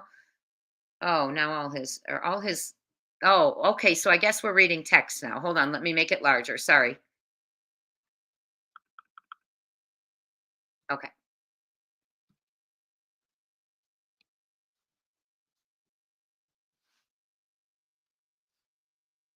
That's where Granny's Watching commented, thank you. Is there a way to reach you? I'd love to speak as soon as possible, if possible. Okay. Post from SF Investigates. Oh, your DMs are closed. My website is linked in my bio, and my contact page has my info. I have no idea. AYU. Contact Mystery Maven Jess, attorney/foundation against crime victim exploitation on social media. She's on X, YouTube, Face's website. She's working to stop people like ones exploiting Katie and Chris. And this was on October 20th. She might have someone in Pennsylvania who can help. On October 18th, I'm going backwards, obviously, he wrote, sure, I'll DM you my number. And then Granny said, okay, now wait a minute. We're going backwards. Hold on. I'm going to start back up. Okay. Granny said, Granny's watching. If you can't find a way to DM me, my email is, and then he said, sure, I'll DM you my number. And then the other person talked about getting the Foundation Against Crime Victim Exploitation on social media on the 20th. Okay. So that's how the order those went. Now we have anyone that is generally worried about this sham of a filing should also realize that it's even seeking monetary damages because they know it's going to fail. It's not even seeking monetary damages because they know it's going to fail. They are only seeking an injunction, a restraining order, which will fail. And then it says, repost, I tried to edit a grammar error and deleted the post. I've read the complaint seeking injunctive and equitable relief filed by At Night, Seth, Tony, Bullhorn Betty, and other fraudsters. Okay? And so, and when I say fraudsters, I include their lawyers. I hope those named aren't worried. And then it show more. And this is all that stuff that it said before that we raised, that we expanded, and then we have Exhibit 4.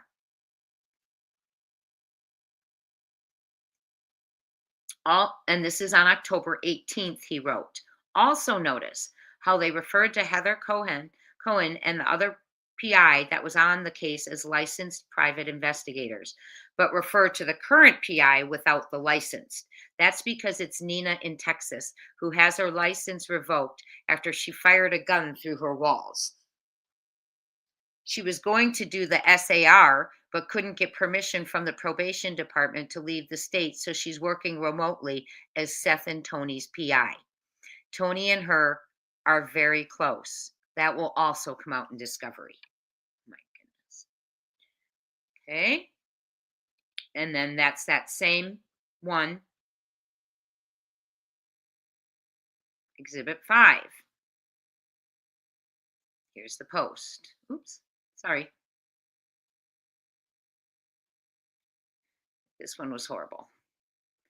This one is absolutely astounding to me. Oh my goodness, come on. We read this one. Okay.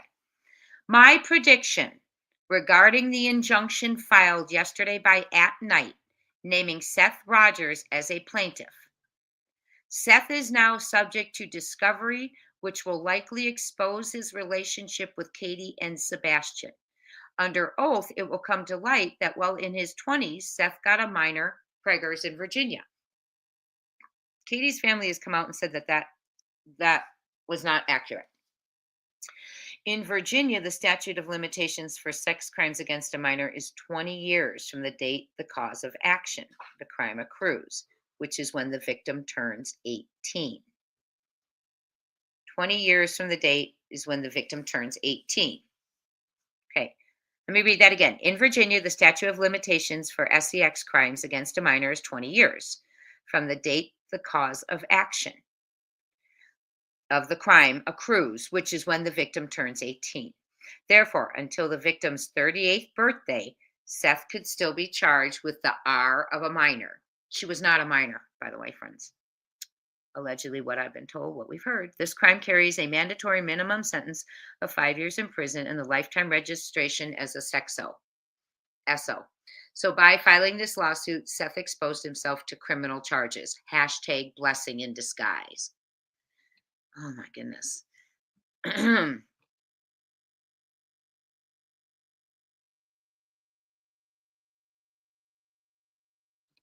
It says every action. Sorry, I'm trying. My computer's being really weird. I may have to get a new laptop soon. Every action for injury to the person, whatever the theory of recovery, resulting from SA occurring during the infancy or incapacity of the person as set forth in subdivision 6 of 801-249 shall be brought within 20 years after the cause of action accrues. Exhibit 6. SF.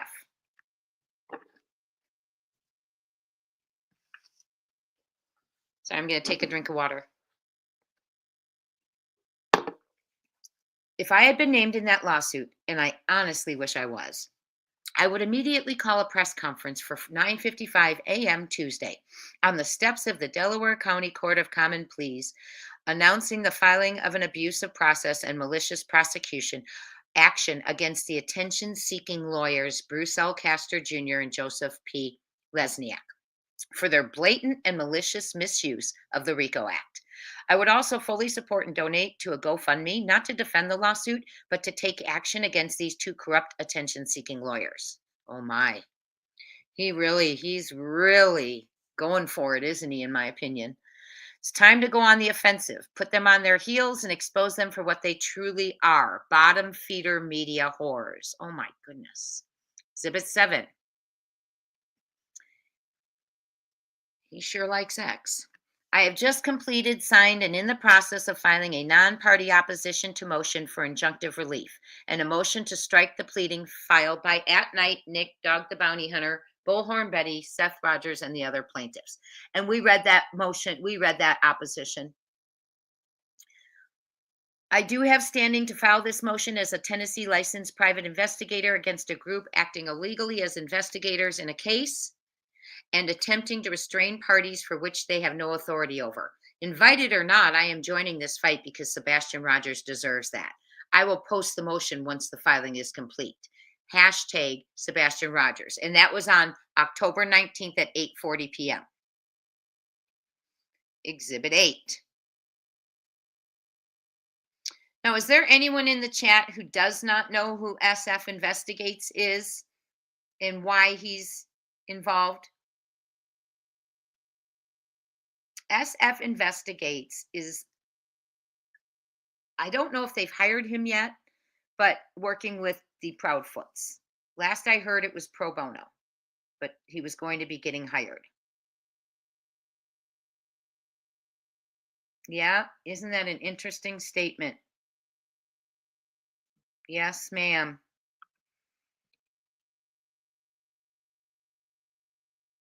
Okay, so everyone's okay?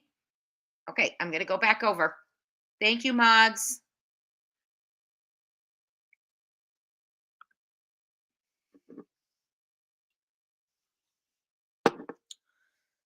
This is from SF again.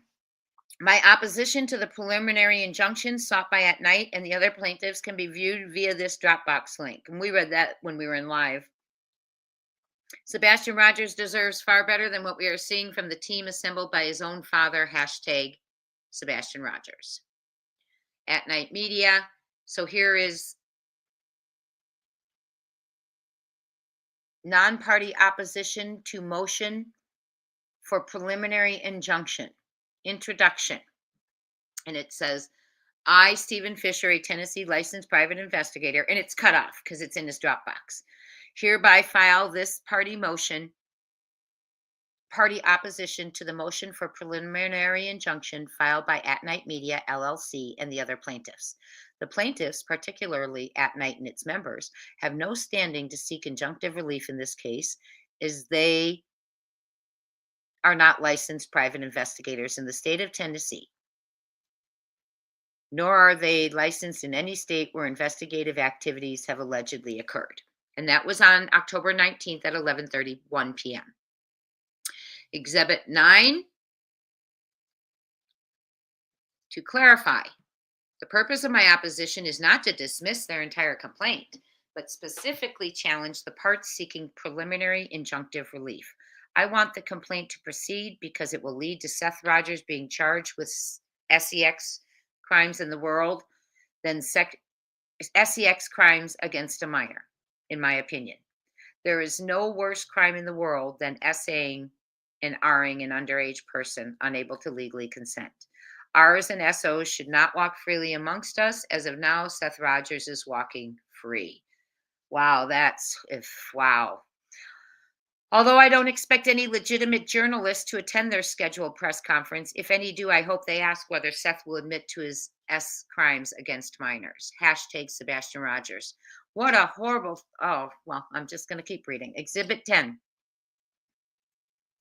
I have seen Nick's video threatening and intimidating individuals who criticize their illegal antics in the Sebastian Rogers case. His claim of obtaining user account ownership data is a lie and a means of intimidation. Only the government can subpoena that data for criminal cases. Civil subpoenas are not enforceable, and Google, Facebook, and every other company that stores data is very clear they do not comply with civil subpoenas. This data is protected under the SCA and has been ruled in the California Supreme Court, which has jurisdiction over these tech companies. Nick is lying and his lawyers are allowing it, and that desperation just shows how weak their case is. Don't let them scare you. They are not some big money-back team. Nick lives with his mom and owes over $5 million in judgments. Dog reportedly owes millions in back taxes. They can't even afford to travel to Tennessee, apparently. Now, we all know Nick is not able to go because one of the haters called his probation officer saying he was in Tennessee, and he was not. So that is what's going on there. Okay? And then he's showing the law, his law. I'm not going to read his law. And he had put that on October 20th at 7:04 p.m. And although I appreciate Nick's suggestion to hire an attorney, the complaint is so poorly pleaded that any person with a piece of paper and a box of crayons could defeat it. This is on October 20th. I have seen Nick's video threatening and intimidating again individuals who criticize their illegal antics in the Sebastian Rogers case. His claim of obtaining user account ownership data is a lie and means of intimidation. Only the government can subpoena that data for criminal. Show more. And it says the extent they seek private user content. In Crispin versus Christian, an artist sued several licensees. So he's submitting cases that support what he's saying. And then here it says Sebastian Rogers' case, his claim of obtaining user account ownership data is a lie and a means of intimidation. Only the government can subpoena that data for criminal. And then it says and then he's got that again right there. So what he's doing is he's breaking apart his claim and putting that below. Exhibit 11. Attached is the final version of the opposition I filed in response to ATNIGHT'S request for a preliminary injunction in the Sebastian Rogers case. This version has been revised from last night's. I have also attached proof of the filing within the court. Because remember, he filed it late at night. There it is, 10:20, 10:54 p.m. when everything was closed. Okay. So there's his submission. And it's after the courts are closed, 10:50 p.m., and it's an e-filing. And that was on October 20th. October 28th. Oh, here we go. Exhibit 12. Let's end Sunday night with some serious stupidity. This morning I was talking to another YouTuber, Crabtree, on his show, and someone commented how they have an RSVP for this news conference they are holding about the lawsuit on the steps of the courthouse. I said that's a public place. They can't rope off an area for RSVPs. And then I said I could send a marching band there if I wanted. That's not a bad idea. And we laughed. Now Brittany J is going on and on about how I plan on sabotaging the press conference with a marching band. He's got a laughing emoji. Let's be honest, no legitimate reporters are showing up at the press conference, in quotes, press conference. And I respect marching bands way too much to put them in the company of Dog, Nick, Tony, Seth, and the sleazy lawyers they have filing these amateur pleadings. And then he shows on this page where someone had put a comment, someone please notify Tony and Nick about this marching band that is going to cause the press conference stuff. Exhibit 13. October 21st. You literally can't make this stuff up. Laugh emoji. The press conference is canceled because of concerns that I'm arranging a marching band, in quotes. It's been nice knowing everyone, but I am now deceased. Rest in peace.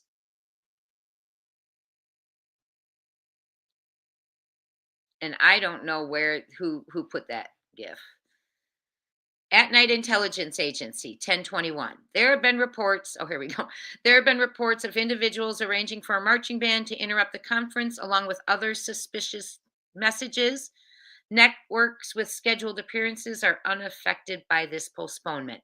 And they are going to have that press conference when they have the first hearing, which should be coming up because the first RICO was it October 18th?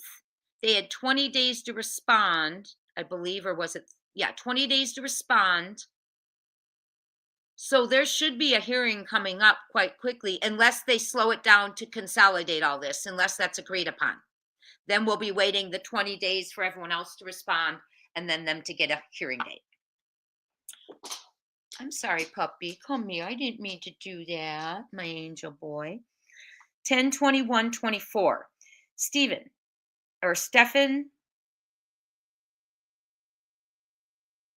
Stephen, they're not actually trying, he's talking to Stephen Crabtree. Stephen, they're not actually trying to push you out.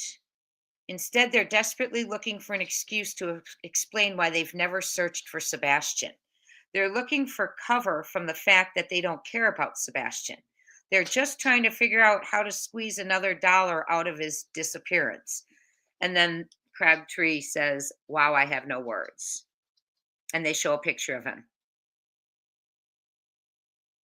Seeing this really just set, it says at the bottom of the photo. Exhibit 15. I hate to bring my feed down to the level of Brittany J and others, but here we go. Yeah, like he hadn't done it so already. Excuse me for saying that. She's claiming that my opposition filing was rejected, which is not true. It is submitted. It is as shown in the screenshot electronically after hours. Allegedly, the case is not active because the plaintiffs haven't filed proof of service for any defendant. Since it's not an active case, it hasn't been assigned to a judge. And I'm going to show you that next. We have proof of service, and the opposition remains in queue until there's an active docket. If you get your information from a misinformed source, you'll get your misinformed results. Now I have a marching band practice to get back to. P.S. Brittany J is 52 minutes into a live, and she has only begged for money. She has not brought up a single subject. I'm waiting, though, but she is literally panhandling online. Oh, and he showed the Delaware where you can file, and we've all been there. And he's showing the case number down here, which is, you can't really see what he's put there, to be honest. Okay. I hate to bring down my feed to the level of Brittany J and others, but here we go. She's claiming that my opposition filing was rejected, which is not true. It is submitted as shown in the screenshot. The case is not active because the plaintiffs have not filed proof of service for any defendant. Since it's not an active case, it hasn't been assigned. Oh, I read that already. I'm sorry. Exhibit 16. Eyes are getting tired. From SF Investigates. Brittany J is the type of panhandler that doesn't hold up a sign but comes and knocks on your window at the stoplight. Oh, wow. Put that on October 22nd at 12:36 a.m. And he's got someone commenting she is that energy, and someone put hashtag greed, will do nothing for money. Exhibit 17. Give it a thumbs up if you would, friends. I'm coming back in after this page to say hi. Brittany J is afraid to open her chat. It's only open to those who donate to her begging. Give me money or go away, he put in quotes.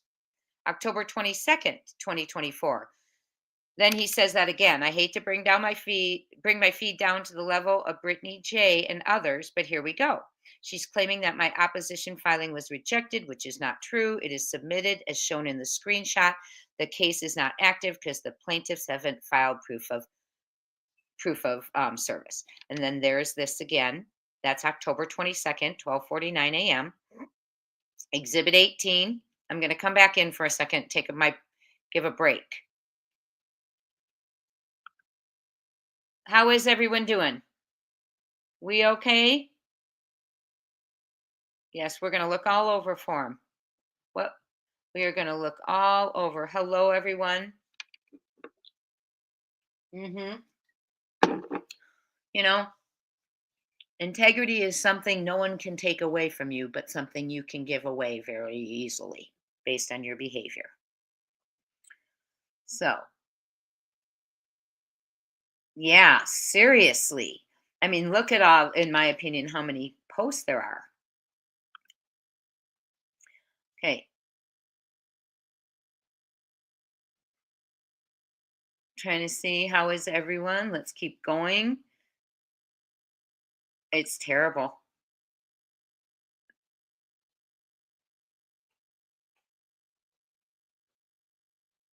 That wasn't him though, Jazz. Oh, you mean Craddock, right? That was Craddock who said that. Oh, Snuggle. Oh, sorry. I thought you meant Snuggle Trouble. I agree, Mad Mama Bear. It's horrible, in my opinion.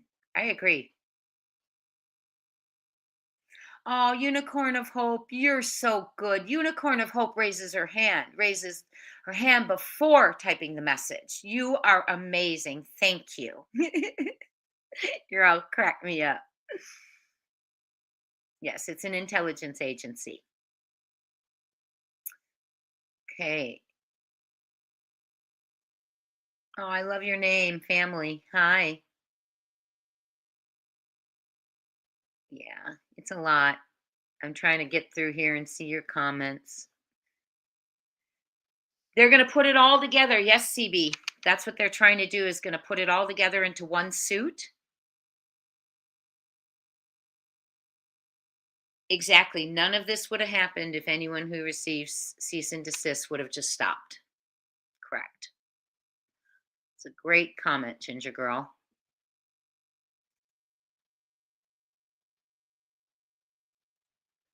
Hmm. Yeah, it does seem quite unprofessional.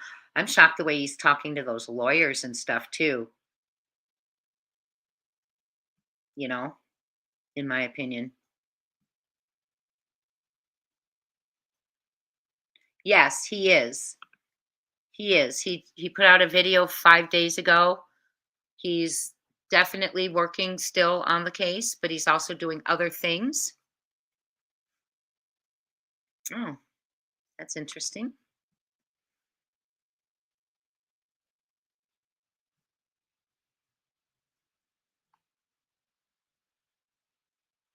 What Nina are we talking about? Are we talking about Nina Gomez? Oh, that poor woman. My goodness. Yep, it's a mess. Okay, we're going to keep going. I just wanted to make sure. I wanted to make sure that you guys didn't need me. Rest my voice for a minute. You all, look at how you all are so lovely, and yeah, hindsight, I have to agree with you. I really have to agree with you. CB, who do you think it's going to be, in your opinion? I have a, well, after what they put out today, we're going to clear that up, what that means. So we're going to figure that out, and I'm going to get back to you. Hindsight, if you figure it out, will you get back to me too? It is. You know, John Q, you're right, and it's just it's another way to make a mess, right? With all these posts, it's horrible. Yes, Yada also said that in an interview, that Seth was not. Yes, Yada explained that in an interview. Actually, is Yada in here tonight? I haven't seen her. Hi, Don't Die 509, Janine Simmons, everyone who's here. Thank you so much for being here. If you would be so kind as to give a thumbs up. How many likes do we have, friends, and how many people? We comparing? Hit that like button if you would, and I will keep reading. Thank you, Grandma. Thank you, Ginger Girl, CB, everyone.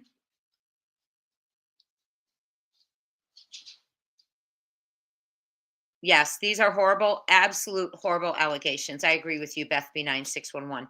Absolutely horrible. Okay, Sonia cannot find the join button. Could someone please post the join in the chat? The join link for me. I mean, I can jump out and do it if I have to. Should I jump out and do it?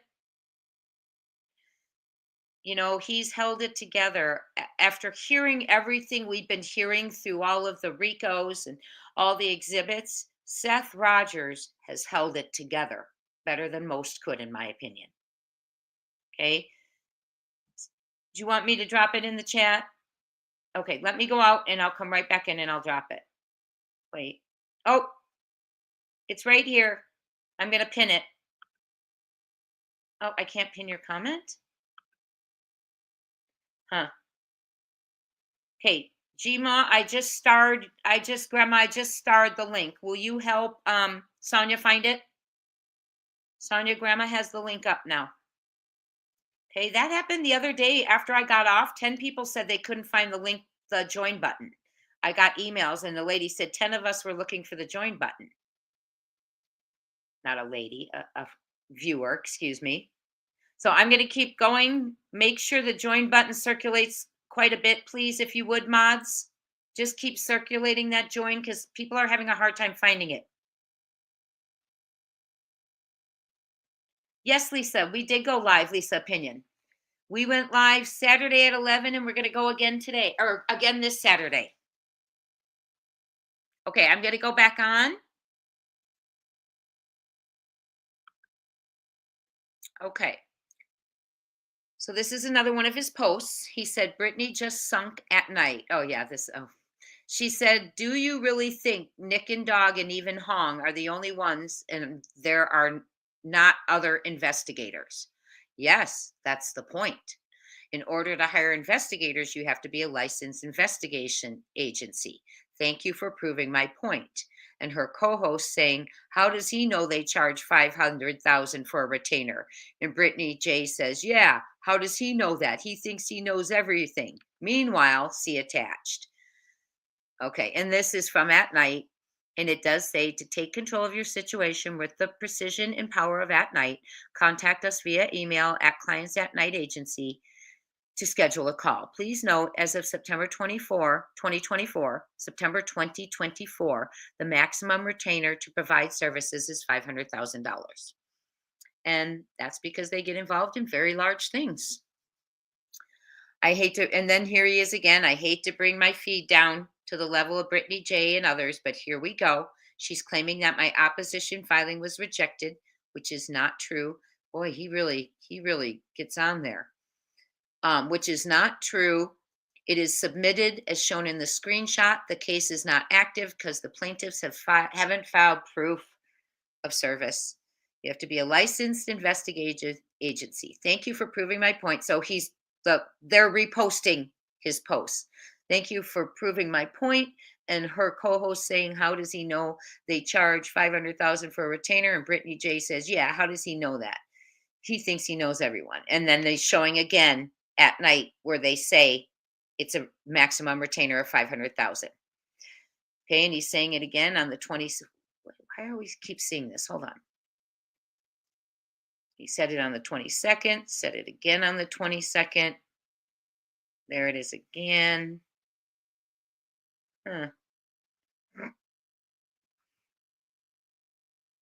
Exhibit 19. It's on mainstream media! Exclamation point, exclamation point. Laugh out loud! Exclamation point. The cancellation of the press conference because of a marching band is on mainstream media and shows a clip of Dog. Ha, ha, ha.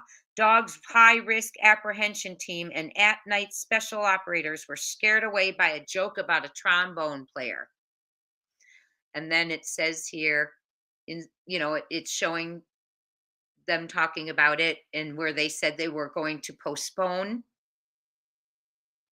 Looks like this might be News Nation. I don't know. So it's on the news. And that was on October 22nd. And then this guy put insane. Then at Exhibit 20.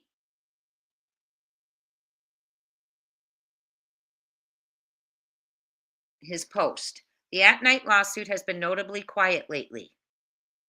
This could be because attorneys Joseph Lesniak and Bruce Castor have realized their motion for a preliminary injunction, along with the complaint, is effectively dead on arrival. But he just doesn't let up, in my opinion. When motions and complaints are supported by sworn affidavits filled with falsehoods, it ultimately places a financial burden on the plaintiffs, who may end up being liable for the defendant's expenses. Let's break it down. A legal pleading is only as strong as its weakest link, or weakest plaintiff. When plaintiffs are caught lying, as law enforcement can confirm, the entire case becomes a financial and credibility burden for them. Starting with plaintiff Julia V., that's the dog handler, I believe. She seeks injunctive relief alleging attacks on her professional integrity and claims of fraudulent behavior as part of an overall pattern of harassment. However, the Tennessee Bureau of Investigation, TBI, has confirmed that Valenti was never authorized in any capacity, even as a volunteer by their agency. The non-disclosure agreement she has shown others claiming it to be, starting with plaintiff Julia V., she seeks injunctive relief alleging attacks on her professional integrity and claims of fraudulent behavior, is part of an overall pattern of harassment. However, the TBI has confirmed that Valenti was never authorized in any capacity, not even as a volunteer by their agency.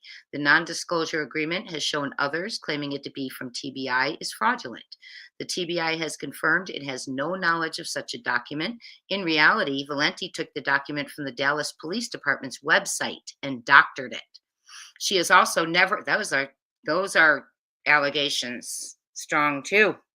She has also never been deputized by any Tennessee agency. There are bombshells from the military on the way also, but investigators working with this information are not yet able to release it. This is the foundation of the at-night motion for preliminary injunction and complaint against the two content creators, lies, fiction, and fantasy.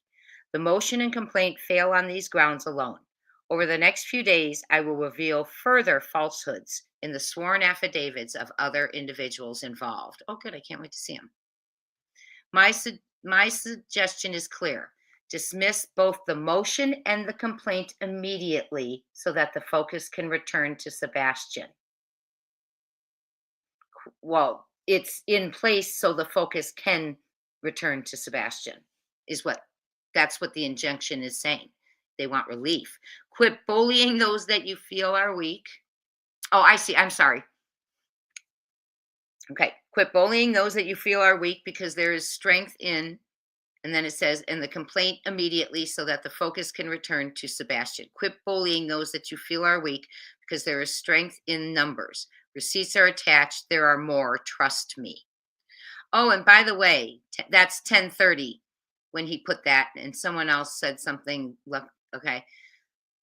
He also signed one of his things, hashtag, and we read it. Remember, we read it.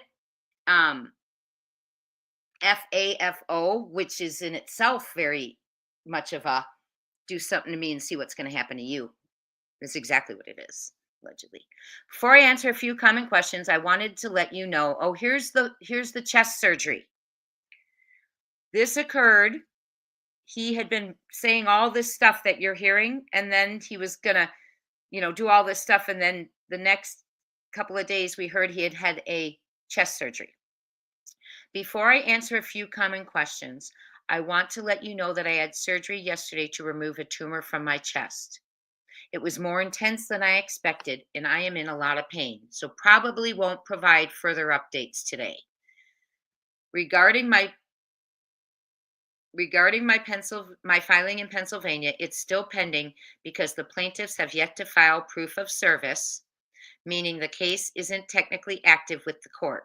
Since a judge hasn't been assigned and the case isn't active, my opposition will remain in queue until that happens. I don't have any concrete information about the nonprofit Seth filed in California in 2014 and later in Tennessee when Tony joined. I have my suspicions, but no evidence to confirm them. I'm heading out in the morning to assist law enforcement with the search for Chris Sins in the Arizona desert. Afterward, I have confidential project from November 1st to the 3rd. After that, I plan to return to Tennessee around November 5th to continue the investigation and search for Sebastian Rogers. Do we know if he returned?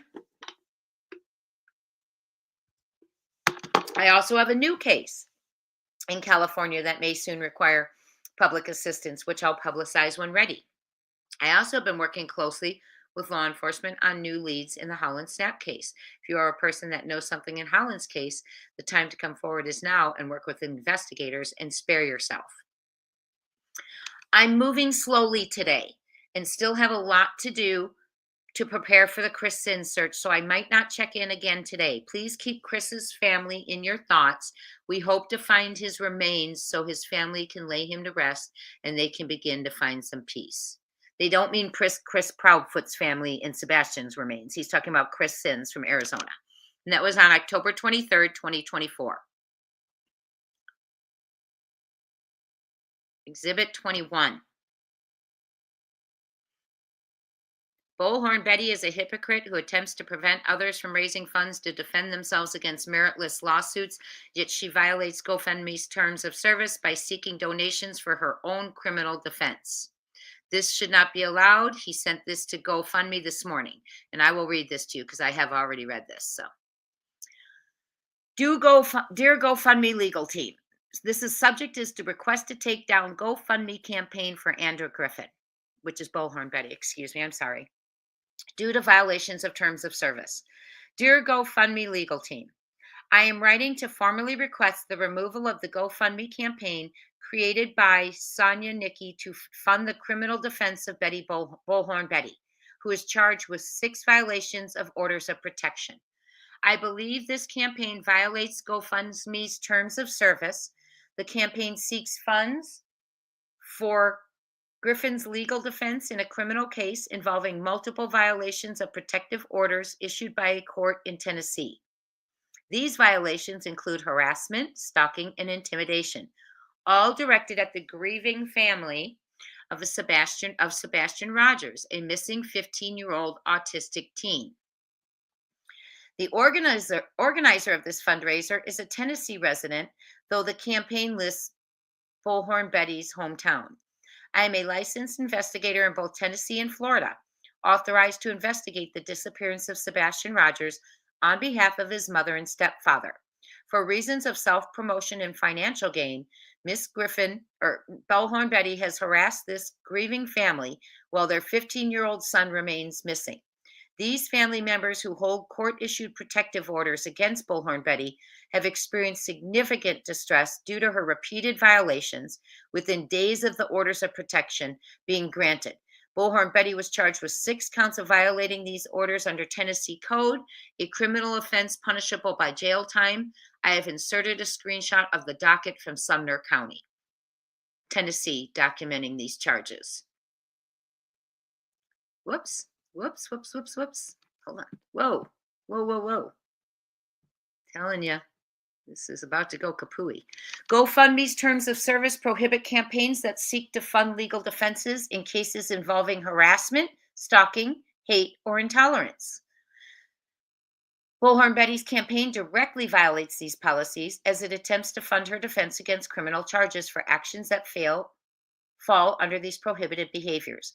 By allowing this campaign to continue, GoFundMe is inadvertently enabling Bullhorn Betty to further torment and harass the Rogers family, adding to their grief and distress as they search for answers regarding their missing child. Bullhorn Betty has an extensive criminal history as an adult. By the way, please don't use any creators' names in the chat, please. I can't see, but I'm just anticipating right now. Bullhorn Betty has an extensive criminal history as an adult. She is currently free on a $20,000 bond and continues to harass the family despite the orders of protection. Bullhorn Betty cites the First Amendment as jurisdiction for her actions, but she clearly misunderstands the limits of the First Amendment and its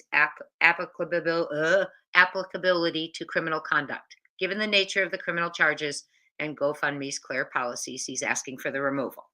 Okay? Wow. Someone said, what did someone say to him? Don't you have more important things to do? Don't you have more important things to do, like look for Sebastian Rogers? Hold on, don't you have more important things to do, like find Sebastian Rogers? Love it. Good for you. Verification. James C. Doherty in his official, hold on one second, got a text.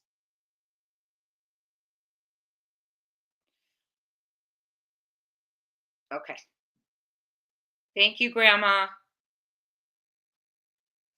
James C. Doherty, in his official capacity as ATNIGHT'S Deputy Director of Strategic Intelligence and Crisis Response, swears and/or affirms and verifies that the statements made in this plaintiff's motion for leave to amend complaint and join additional defendants are true and correct.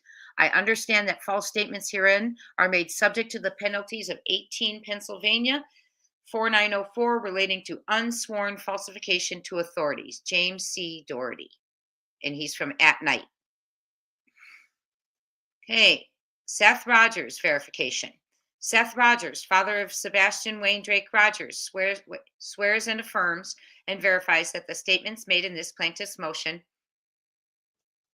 to amend complaint and join additional defendants are true and correct. I understand that false statements herein are made subject to the penalties relating to sworn falsification to authorities, and that is Seth Rogers. Tony Mathis swears or affirms and verifies that the statements made in this plaintiff's motion for leave to amend complaint and join additional defendants are true and correct. I understand that false statements herein are made subject to the penalties relating to unsworn falsification to authorities. Tony L. Mathis. These were on May 11th.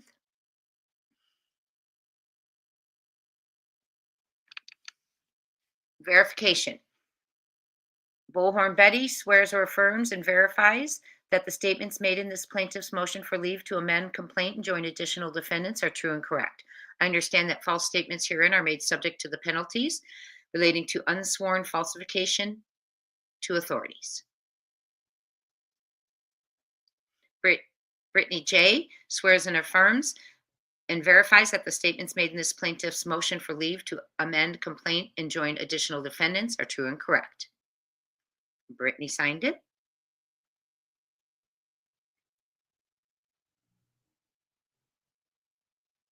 Christina O'Donnell signed it. Julia V signed it. Hong Ji. Nick signed it.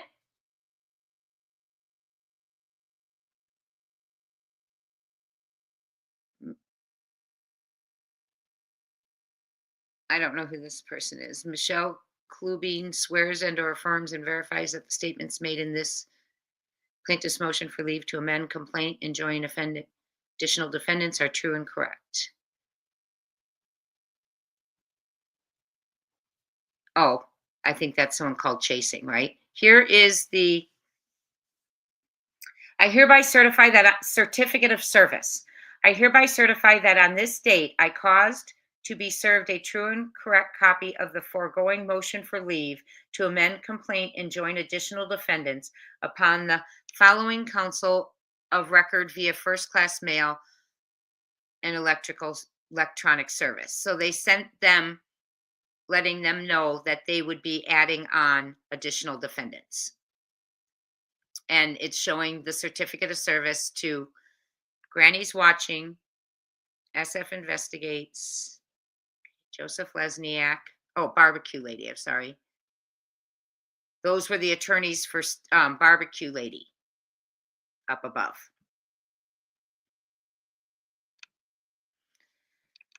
Okay. So what I want to show you, so we made it through. How's everyone doing? Is everyone doing okay? Oh, it's just horrible.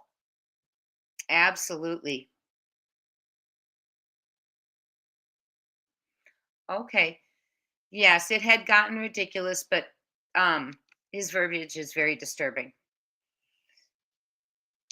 So they're trying to stop people from giving threats, XXX, from giving threats because people were threatening people who were searching for Sebastian or doing research or anything, putting up flyers, whatever it was. And so they're trying to get relief from this hate and obstruction so everyone can just focus on Sebastian. So they formed like a RICO. They formed filed a RICO complaint because they're claiming that they have formed a criminal element. Welcome to the family, everyone. Welcome, welcome, welcome. Let me see if I have any new ones. Oh, Gma has this up here. You guys can you guys see Gma's thing? She did you get it? The one who wanted to join? Were you able to find it? I hope so. I pinned it, but I think it went in the wrong place there. Okay. Welcome into all the new members, honestly. Yeah, I heard that too. Absolutely. I'm happy to go through this with everyone. So let's just talk for a second about what it means. Because I mean, we just rattled through it. It's interfering, well said, coming right out of my mouth. It's interfering with the search for Sebastian Wayne Drake Rogers. And that's at the point where it becomes, you know, a criminal element in their opinion, an organized criminal element, because there are many who are communicating together, is what they're saying. So, what this can do to help Sebastian is allow people to search without being threatened, to search without being warned, to research. You're so very welcome, you all. You're so appreciative. I really appreciate that you appreciate the channel and my work and the content. I appreciate you all so much. So, you know, people want to, in the beginning, Seth had many people who came and helped him, and they were run off, and they were threatened, and some people claim things happened to their vehicles. All this stuff was going on. Oh, I did too, Bubbly Beth. Is that the look he gave Tony? Is that what you're talking about? The look he gave Tony when Tony says something? I think that I laughed so hard. I even told Mr. E I was cracking up. Great, great.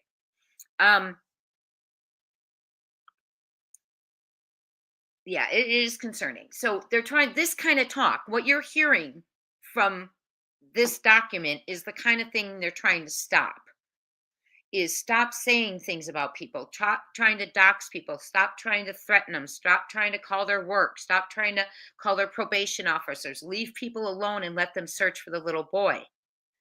And so that, not the little boy, the young man, right? Whose birthday, by the way, is coming up December 7th. He'll be 16. So, oh yeah, I love it. I love that. That is so funny. Yes, that side eye is the best. I need to get something. Are any of you good at doing stuff like that? Can you put some things together for me if you are? I am not the best. Yes, he's trying to cause a distraction. Now he wants the whole thing thrown out. I bet they do, in my opinion. In my opinion, FS is trying to cause a distraction and use up the resources of the At Night team. But At Night has a lot of resources. He doesn't realize that there's, a huge team and they have a private financial backer. Yep, they're not going to run him off. Thank you for that, Ginger Girl. And Ginger Girl, by the way, thank you for helping me today when I was at work. Appreciate you so much. I forgot to say that. Ginger Girl helped me and Mr. E. Thank you, both of you. While I was busy, Ginger Girl reached out to Mr. E for me, and they got me the documents so we could be doing this evening. And I appreciate that. You all work together, and it's just so nice. So, I really appreciate all of you. I hope he's not starting on them. Who's starting on them? Eileen Mary O'Malley. Are you talking about SF?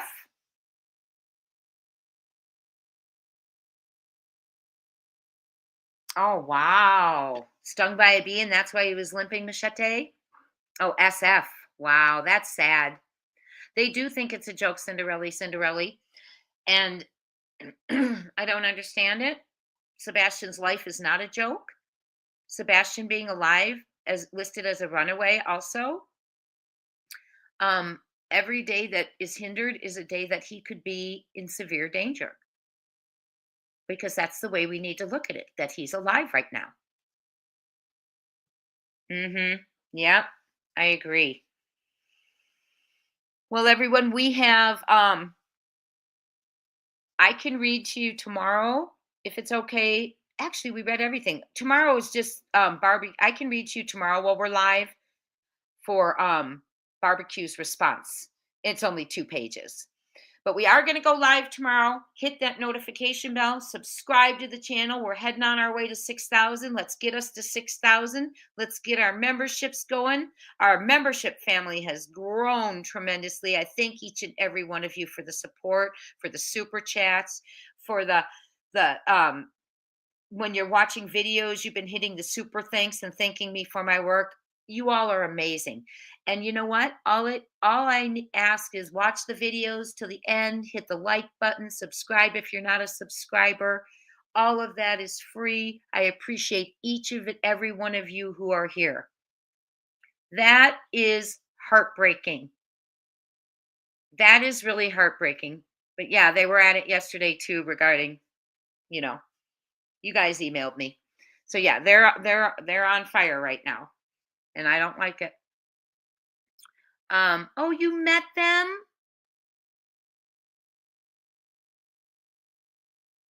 Oh, that's so cool. That is really cool. See, he does catch people. Mad Mama Bear Shirley H saw him in action. You've gotten to see dog in action, Mad Mama. Oh, thank you so much, Jenna E. Myers. You are so, so wonderful. You're all wonderful. I appreciate each and every one of you. We are going to get clarification if they meant two people of interest in the disappearance of Sebastian or two people of interest in the infiltration. And I will get clarification of that. If I'm wrong, I will always be one to tell you I'm wrong. So I want to thank all of you for being here. I feel like we're getting a little closer, right? The people involved are scared. I hope, like, when they say there's connections and things, I hope there starts being some arrests. And that way, some people start talking. They are on their way. They are going to head to Florida, where believe they have found the originator of the obstruction in Sebastian's search and the hate element. So they are heading to Florida for that. They have two individuals who tried to infiltrate their system by faking and feigning applying for employment, and are saying they have persons of interest connections, and one is related to Sebastian by marriage, and the other is someone who they believe to be wanted for trafficking. Not good, in my opinion. You are all so sweet. I look forward to seeing you in the evenings now, by the way. So we will be back tomorrow. I might do a video tonight and have it hit for tomorrow while I'm away at work. Do we have any idea who it is in Florida? I don't know. Does anyone have any idea who it might be in Florida? Put initials, please. I don't know. I don't know. Who are the haters in Florida? I mean, that's what I guess ask yourself. Because that's, in my opinion, that's who I'd be looking at is at a hate channel, right? So they are on their way there, and they believe that person is the origin of the hate. Oh, Polly Pepper. Yep, could be. Hopes and prayers. Anyway, we are here for Sebastian, and we are going to continue to be here for Sebastian. No, she is not. Exactly. One can hope, in my opinion. And we are going to bring this boy home. We are going to bring him home. We've been together almost 3 hours tonight. You all make it go so fast. Time flies when you're having fun. Just like we said about our live the other day, our members live, they just go by so fast. There's a couple out there, Ginger Girl. Yes, there are, huh? I don't know them all, friends. I really don't. I don't even know who M is. I don't believe the 3 initials you're giving me. He backed off, so I wouldn't think it's him.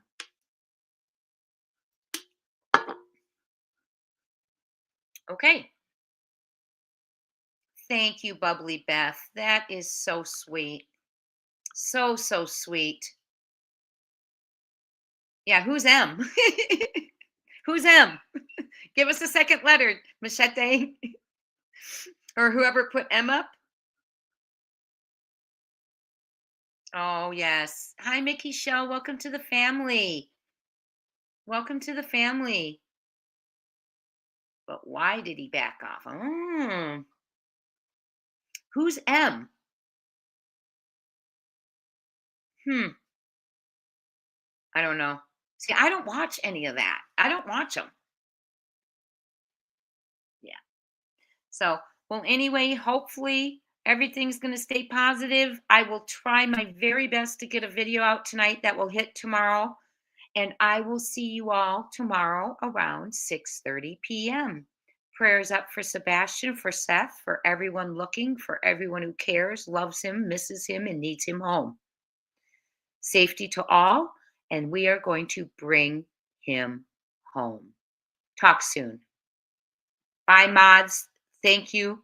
Especially members, thank you. Everyone in the house, I appreciate you so much. Other creators, I appreciate you being here and for the support. Talk soon, everyone.